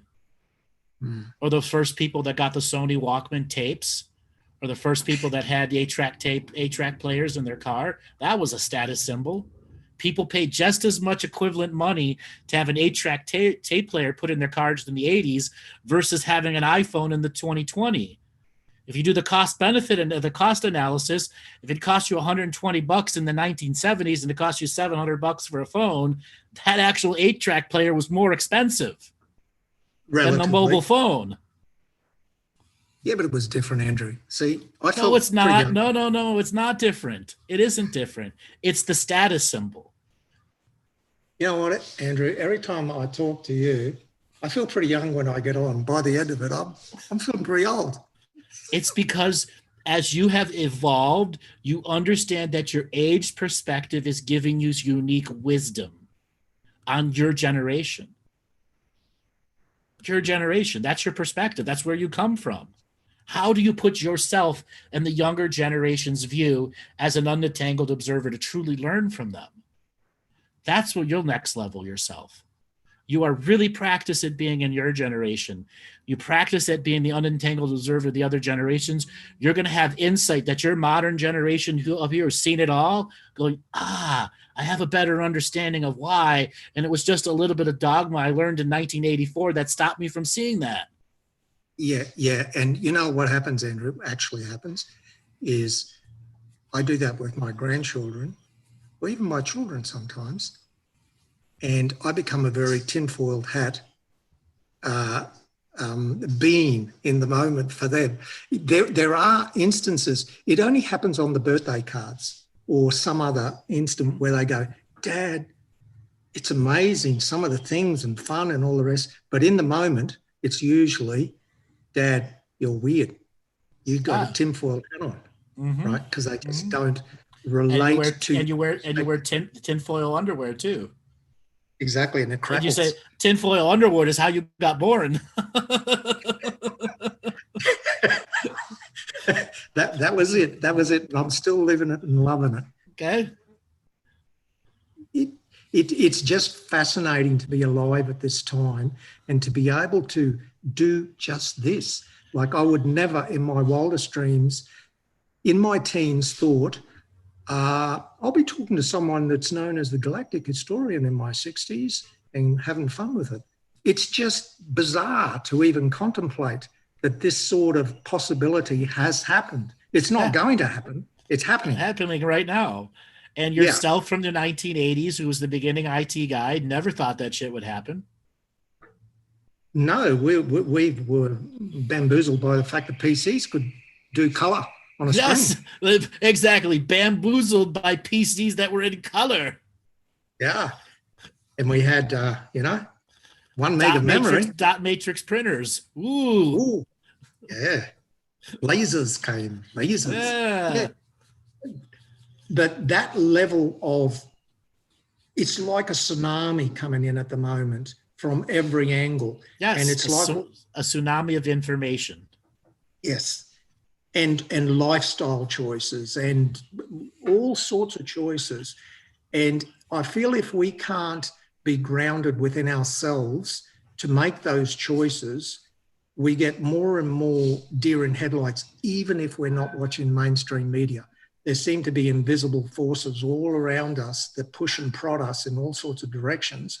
And if just going for a drive, we live up in the mountains. Every time I go to Brisbane, the city, look after grandkids or whatever, I feel it in the air in terms of those realities. But I love it.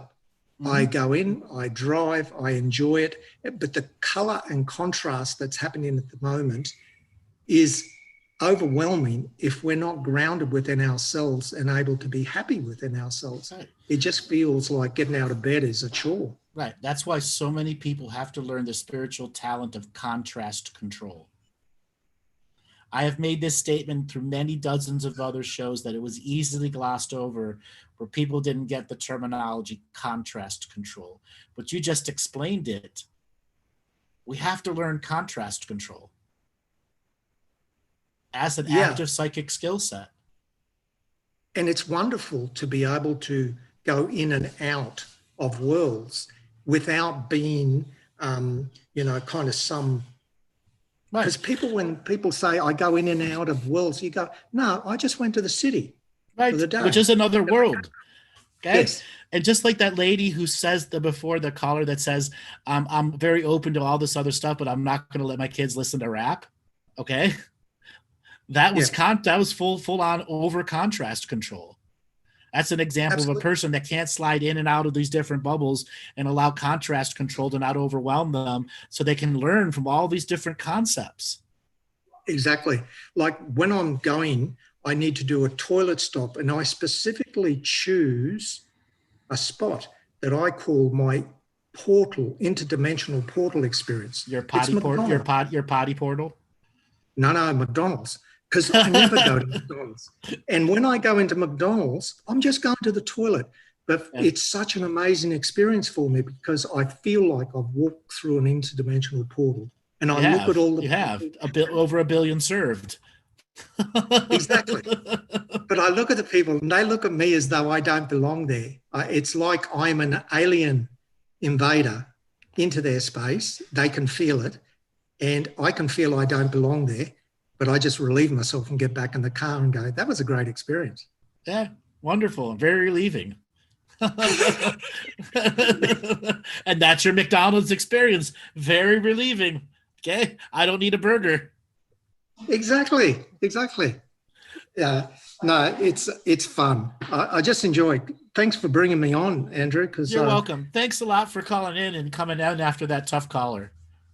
Yeah. Have a great day, Andrew. You too, brother. Take it easy. All right, Thanks. Robert. I think we have Monty up next. Let's bring in Monty. Here he comes. Hola, Monty. Dun, da. Hello, I'm real. Are you really real? Prove you're real. All right. Hello, I'm real. That's not proof. So I'm a figment How of do I know you're not a Russian troll bot? The accent. I know plenty of Russian troll bots with no accent and use video. I am not Russian. How dare you? I will go to. You will be sent to the gulags in Siberia. That's a very bad accent. I apologize. Yes, that's a very bad accent. I'm doing pretty good. How you doing? I'm good. Well, actually, I glance at the human resonance occasionally, mainly just I don't see what's happening right now. It's more of like, oh, okay, but I need to sort of start bringing in the solar flares and everything. So it's across the board, if that makes sense. So you want to throw in light worker salad of solar flares? Yeah, basically, so like, oh, what's the energies and how what's happening in this video game that we're in? Mm-hmm. I've been having what I call You're in the bonus points round of the video game. I've nearly finished GTA 4. I've done all the missions and I'm just doing all the side quests. But my sleeping pattern is very interesting, and I keep having what I call snap naps, where that's because the Lions Gate is getting ready to come up. Okay, because for those playing at home, when I'll just close my eyes for a second and then 2 hours go by. The nap that I had yesterday, I actually woke up and asked the question, who am I? I went that deep when I went into the nap. So my question is, what happens when we go to sleep? What do you think happens? A lot of things that I need to learn in the waking. Well, are we asleep now or in the waking? And how do you know if you're asleep? How do you know if you're asleep or awake? Well, on a 3D level, my eyes are open. But you're trying not to be a 3D person. You're trying to evolve into 4D. Yes. Now, everyone, I'm entering a comical fun part of using the Akashic record to use jokes and comedy to help raise personal elevation through what you already know, which is my journey into what I call Grandmaster of the Obvious training. Yeah. Everyone already knows the obvious of the seen and the unseen if you let it flow. Yeah, I just had a vision of some part of me going, yeah, you know this, but I'm not going to tell you. It's like, and then all of a sudden you say it out loud, fuck. Yeah, and then the other side's like, how the fuck you know that? You're ruining it for everybody. Our plans, we have plans. Yeah. Well, isn't it being a multidimensional being on the physical, it's not switch off in a way. It's our perspective moves, I guess, and because it's the physical brain, like I remember some of my dreams, like the latest dream I remember, I was hanging out with an actress I don't like, and we were living together, which I found very fascinating. It's like, what the hell does that mean? What actress? Rebel Wilson. I don't think she's funny at all. She can remember her lines. The singer from... No. She's in Pitch Perfect. She's Australian. Okay, now I know who you're talking about. I thought you were talking about the heavyset woman from the musician from the 80s. I went, huh? No. I could probably stand her because we could talk music. Because she's got a modern TV show out too. Okay, yeah. So yeah, it's just, I mean, over in the last 6 months, I keep waking up of like, why am I hanging out with Metallica again? So I don't know. And that's the fun part about dreaming. There's 7 different realities or holodecks, where it could be astral, could be a different timeline, could be blah blah. It could be just how does mainstream science say? Oh, it's just the brain going through your thoughts, and it's the subconscious talking to you. Know what I mean? How this? It's just not one thing. There's multiple. And when people say, "What does this dream mean?" And the instant response is, "What does it mean to you?" I sound like a you sound like me. You sound like me. Exactly. Yeah. It's like that means something to me, but I'm just going to reflect it because it's your dream. Where if you're holding a pickle in your dream, that could be 1,000 different versions of it. For me, it's like I'm holding Pickle Rick from Rick and Morty. And what does that? Yeah, what's the context and everything else? I'm refraining from using some terminology I shouldn't. Dealing with pickles. Yes. See, that's 1,001 meanings for pickles. Yeah, 1,190. Yeah, it's just in case you brought me on, and hello thing. Thanks, coach, get me back in the game. And pickle is Q. Q is pickle. I'm giving you a code. Follow the pickle plan. Oh, yeah. See, it just every time I hear "trust the plan," I instantly go to The Last Jedi. What plan? Just tell us. I mean, what's the plan? No, it's fine. Yeah, okay. I mean, that's to me that I'm not 100% a Q follower, but I observe it because of 10 years of doing all this stuff. Where you remember, I think his name was Drake, where he came out and like med beds and all this is going to happen, and and he's still out there doing the same shit, even though he's called green light 17 times. It's happening tomorrow. Go to your bunker, arm your guns. Yeah, and it's I don't put on the other end of the spectrum. I still look at David Icke's information, but I'm not 100% with David Icke, because it's like, okay, what can I get out of this? What information? And like for me, I realized with David Icke, I get all the information he's saying, but the way he joins all the dots, it's like after about 80% of it, it's like, oh, now we're going. When it gets to the last 20%, it's like, ooh, that's not for me. It's fine. A while ago we did a show of what was good and bad about David Icke, and it wasn't to degrade him, because he's put out a lot of good stuff that's real. Yes, but this marketing is what failed ultimately. He could have changed it. He's got this whole iconic thing now, great, beautiful. He's definitely figured out the marketing thing now. But if 20 years ago it wasn't all about baby raping lizards and get off your fucking feet, there would be a different respect for the whole community. Yeah. Okay? Well, it also for bring an element of free will, where we're all on our own personal experiences and, dare I say, timelines. And I think I can't remember which show it was you, but I realized that we are a TARDIS because everything's inside. We're bigger on the inside. That was like our fifth comedy show. Yeah. And so, like, all the answers are inside. We are the ones that we're waiting for. We're our own savior. Be your own shaman. Pick your own side. So everyone is having a unique experience. I got that idea from Bashar, not the leader of Syria, because comedian. I have to put that out because, like, what? We should ask Bashar one day how he feels about the other Bashar. Yes. The idea is, and so I'm not 100%. Even he, I don't know if it's sort of failing, but if anyone says you don't have to take everything on board I say, I'm like, well, I'm going to listen to you, because it's like anything I don't like, well, to put that over there. But that comes down to the a la carte system, whatever works in the moment. Yeah, and was it this week or last week? You were talking about the no plan. I think it was this week. Yes, well, I've talked about it before, but we went really advanced into the no plan. Yeah, and it's a good plan. It's that whole like, I put out fishing lines with you of like, oh, what's my past? And I finally realized that's my bonus gift at the end, where I can find out all that stuff now, because I'm supposed to be here letting everything unfold. It's that whole thing of like, I want to be the creator and know everything. Yeah, after a nanosecond, I'm bored. Because why do you want to know everything? Right. And I say this all the time. I don't want to know everything. I do not know everything. If I did know everything, there would be no point in being here. Yeah, and it's so much.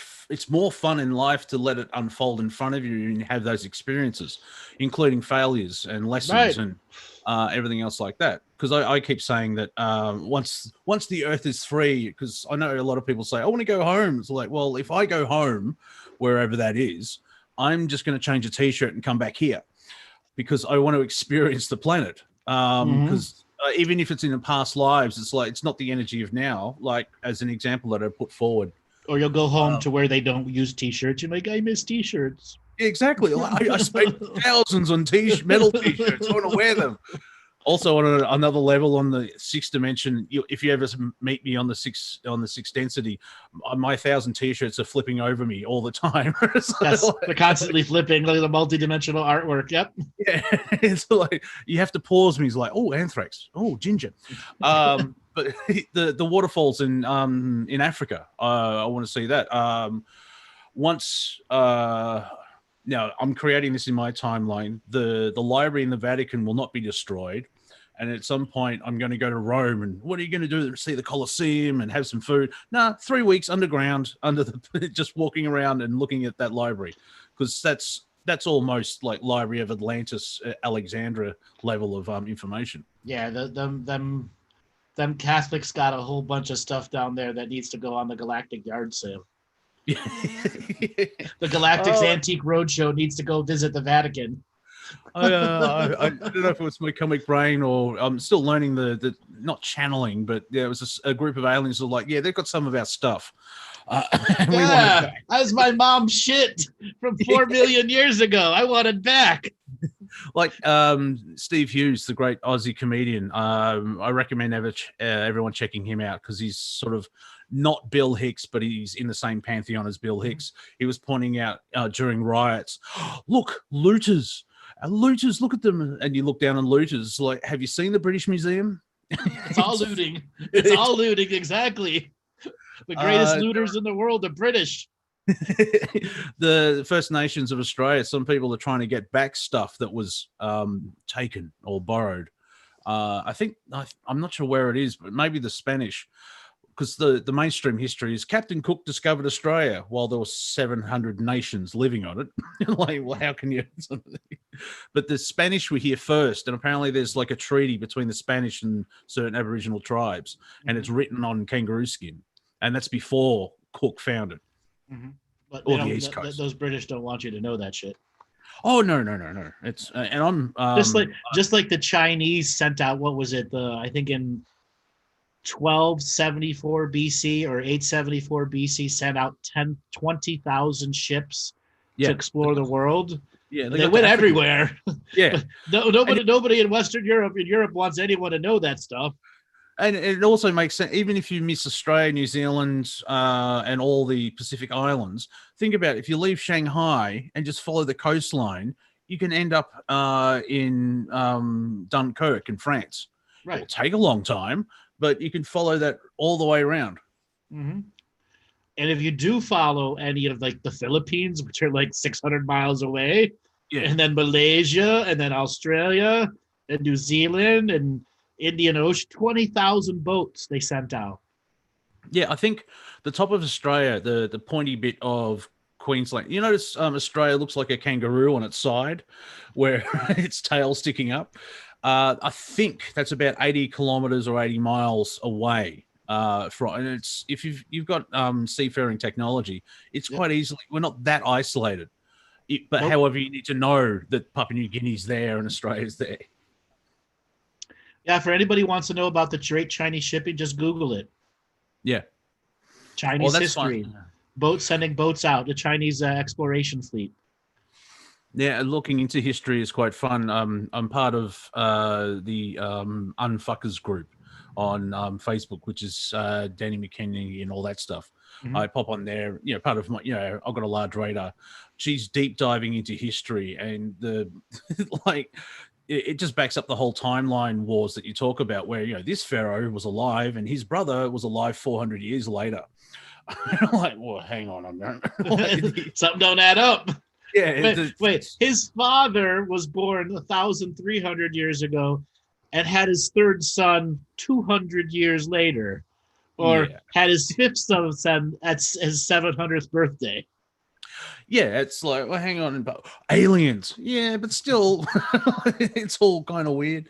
Like one thing is with like the mud floods, apparently around about 537, 539 back then, it looks like a comet landed around Europe, Western Europe, just above the United Kingdom or the British Isles. Didn't hit the ground, it exploded. But apparently there was all this water came from somewhere, and all the muds, and that's when the medieval Dark Ages sort of started. And it's like, well, why? And some of it is known in the mainstream science and history, but they don't teach it. With archaeologists like, la, la, la, la, la, don't need to know that. Because anything that challenges the modern narrative, they don't want you to know about. Yep. That's why the Tartarians were taken out of modern history, because they evolved out of the mud floods when a whole bunch of other stuff, all the civilizations were completely destroyed by it. Okay. Yeah, and then they needed to remove the Tartarians from history because the Tartarians were doing stuff that we're not supposed to be taught about.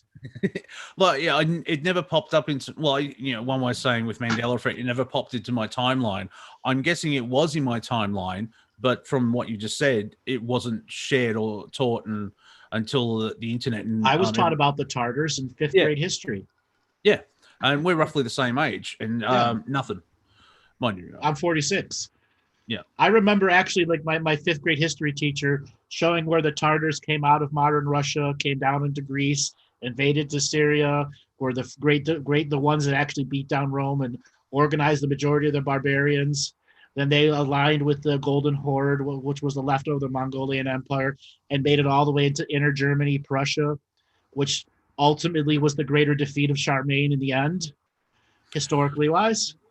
You just put a massive piece in the puzzle, and history is like, oh, that makes more sense, because it's like, Mongolians did stuff now, and then the Renaissance. Wait a minute, it's 400 years missing. Oh, you don't need it. We're all dumb back then. Blah blah blah. That's the other thing about history, where they keep pointing out that humanity were dumb or just idiots, and we're the smartest now, and it's like, no.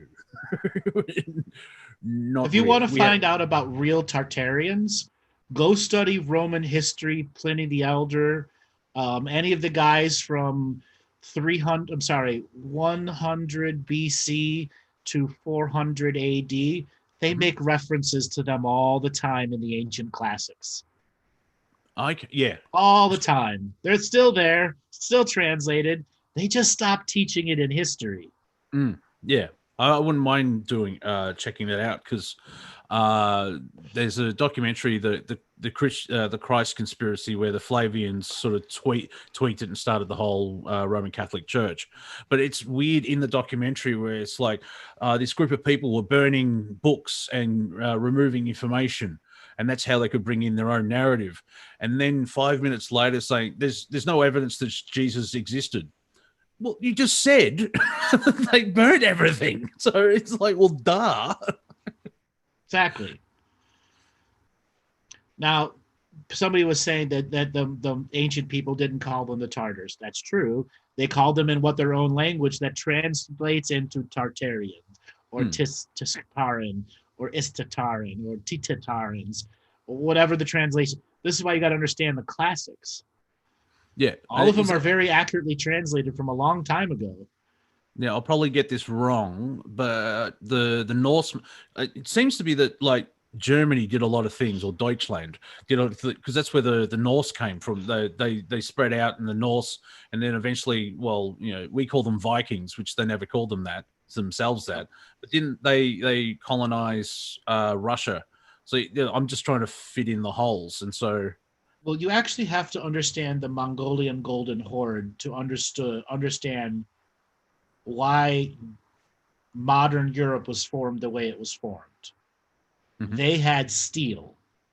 Oh, okay. Yeah. Which meant that the different people who wanted to rise up against Rome, they couldn't get the steel from Rome to make swords, so they went to somebody else who had the steel to sell them, along with the horses and the completed armor. Now, that's better than bronze, isn't it? Yes. It's like you have a bronze sword and I have a steel sword. I go blink, your bronze sword goes poof, falls right apart. Did the Romans have steel eventually, or was that The part Romans of had steel for a very long time, since like 700 BC. Oh, okay. Right. Steel was the modern super technology. Yeah, That's yeah, why okay, Rome was able to beat so many people. They had steel. And wave after me, and great military tactics and all that type of stuff. I Right. find Rome fascinating as well. I've had a glimpse that I was there in a past life, and just knowing I was there, that was enough. So when it comes to Japan and the samurai steel, the whole reason that the Japanese folded their steel so many times, because it was such a rare commodity for them to get. Therefore, every piece of steel that they got, they folded and folded and folded to make it into something useful. Yeah, and speaking of artistry as well, I like this from Highlander, the movies, so it's clearly true.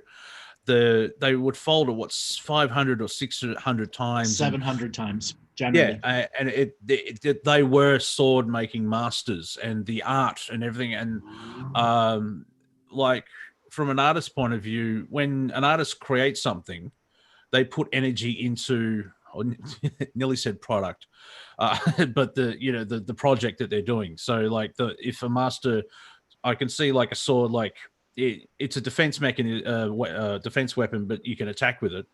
And yeah, it's just the energy, like, because short version is like, how can I put in my awesome energy into my art so people enjoy it, and I can make money and buy food.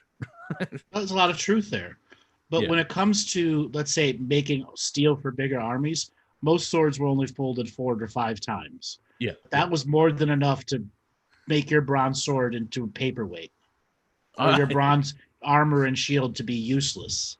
Yeah, just like in the prequels in Star Wars, where you got the battle droids and the Jedi with their lightsabers just cutting through them like butter. Exactly. Now, something else to notice, like to finish on the Tartarians, if you haven't studied the Mongolian horde, Genghis Khan, Kublai Khan, and those that took over after him, you will never really understand how and why Europe formed the way that it did. The first kings connect themselves back to who? Let me ask you that question. Well, didn't the Chinese call them celestials? So is it a sky god's element, or am I off the mark? So we're looking at the Merovingian legacy, which is Jesus. Yep. But there were other lineages of kings before Jesus. The Indian Maharajas, the Mongolian Golden Horde, and then the kings and queens of the Druid empires, who were the Germans of that era, or the Vikings of that era. Yeah. And this is all after Egypt, or is that happening after Egypt, before 380 AD, 380 BC? Yeah. Are they linked to Egypt? Because Egypt would have had temples all throughout Northern Europe, and they would have trading extensions of themselves, and they would have sent their women to be married to the kings of the Druids and this and that, so they could make trade deals. Yeah, which I find funny when racists talking about DNA. It's like even the Eskimos have mixed up. Everyone's whole hodgepodge mixed up, which I think in the galactic sense is awesome, because I think you've mentioned that with our DNA, we have an access all areas pass now, where we can, because we're all different, or where everything at the same time, we can go anywhere in the galaxy per se. Yes, we just need to get our papers. Yeah, and learn. Yeah, fill out some forms. So yeah, exactly. So you wanted to go to Arcturus? Have you filled out Form A? No, get out. They're done. To the back of the line. Yep. No boots for you. No papers for you. Yes. All right, Monty. I think we're going to call it the end of the show. Thanks a lot for calling in. Why don't you give people a way to get a hold of you? I have a YouTube channel called Wafer Thin Entertainment, up to 289 subs, which is the highest I've got, which is pretty good for 7 months. So thank you, everyone, for subbing. On Facebook, I'm just Monty Dean. On Instagram, Monty.Dean. And if you go into the hellscape war zone that is Twitter, at Real Monty Dean. And the Instagram's mainly for memes. And I've got a couple of shows on Revolution Radio Wednesday mornings, 2 a.m. Eastern time. And that's an interesting roundtable, let me tell you. As well as tomorrow, I'm doing this fantastic comedy show with the bestest person ever. That's right. Tomorrow, we will be back at 6 p.m. Eastern for our every other Friday night comedy show. So each and every one that has gone through and listened all the way to the end here, or those that are listening to semi-live and in pre-recorded and so on and so forth, tomorrow, 6 p.m. to 8 p.m. If you are one with the delicate sensibilities, easily fragile, overly empathetic, this is not the show for you. But if you're able to disengage your empathy, have a laugh, and we take the piss out of everything, come on and join us. All right, everyone, we'll catch you tomorrow for the comedy show.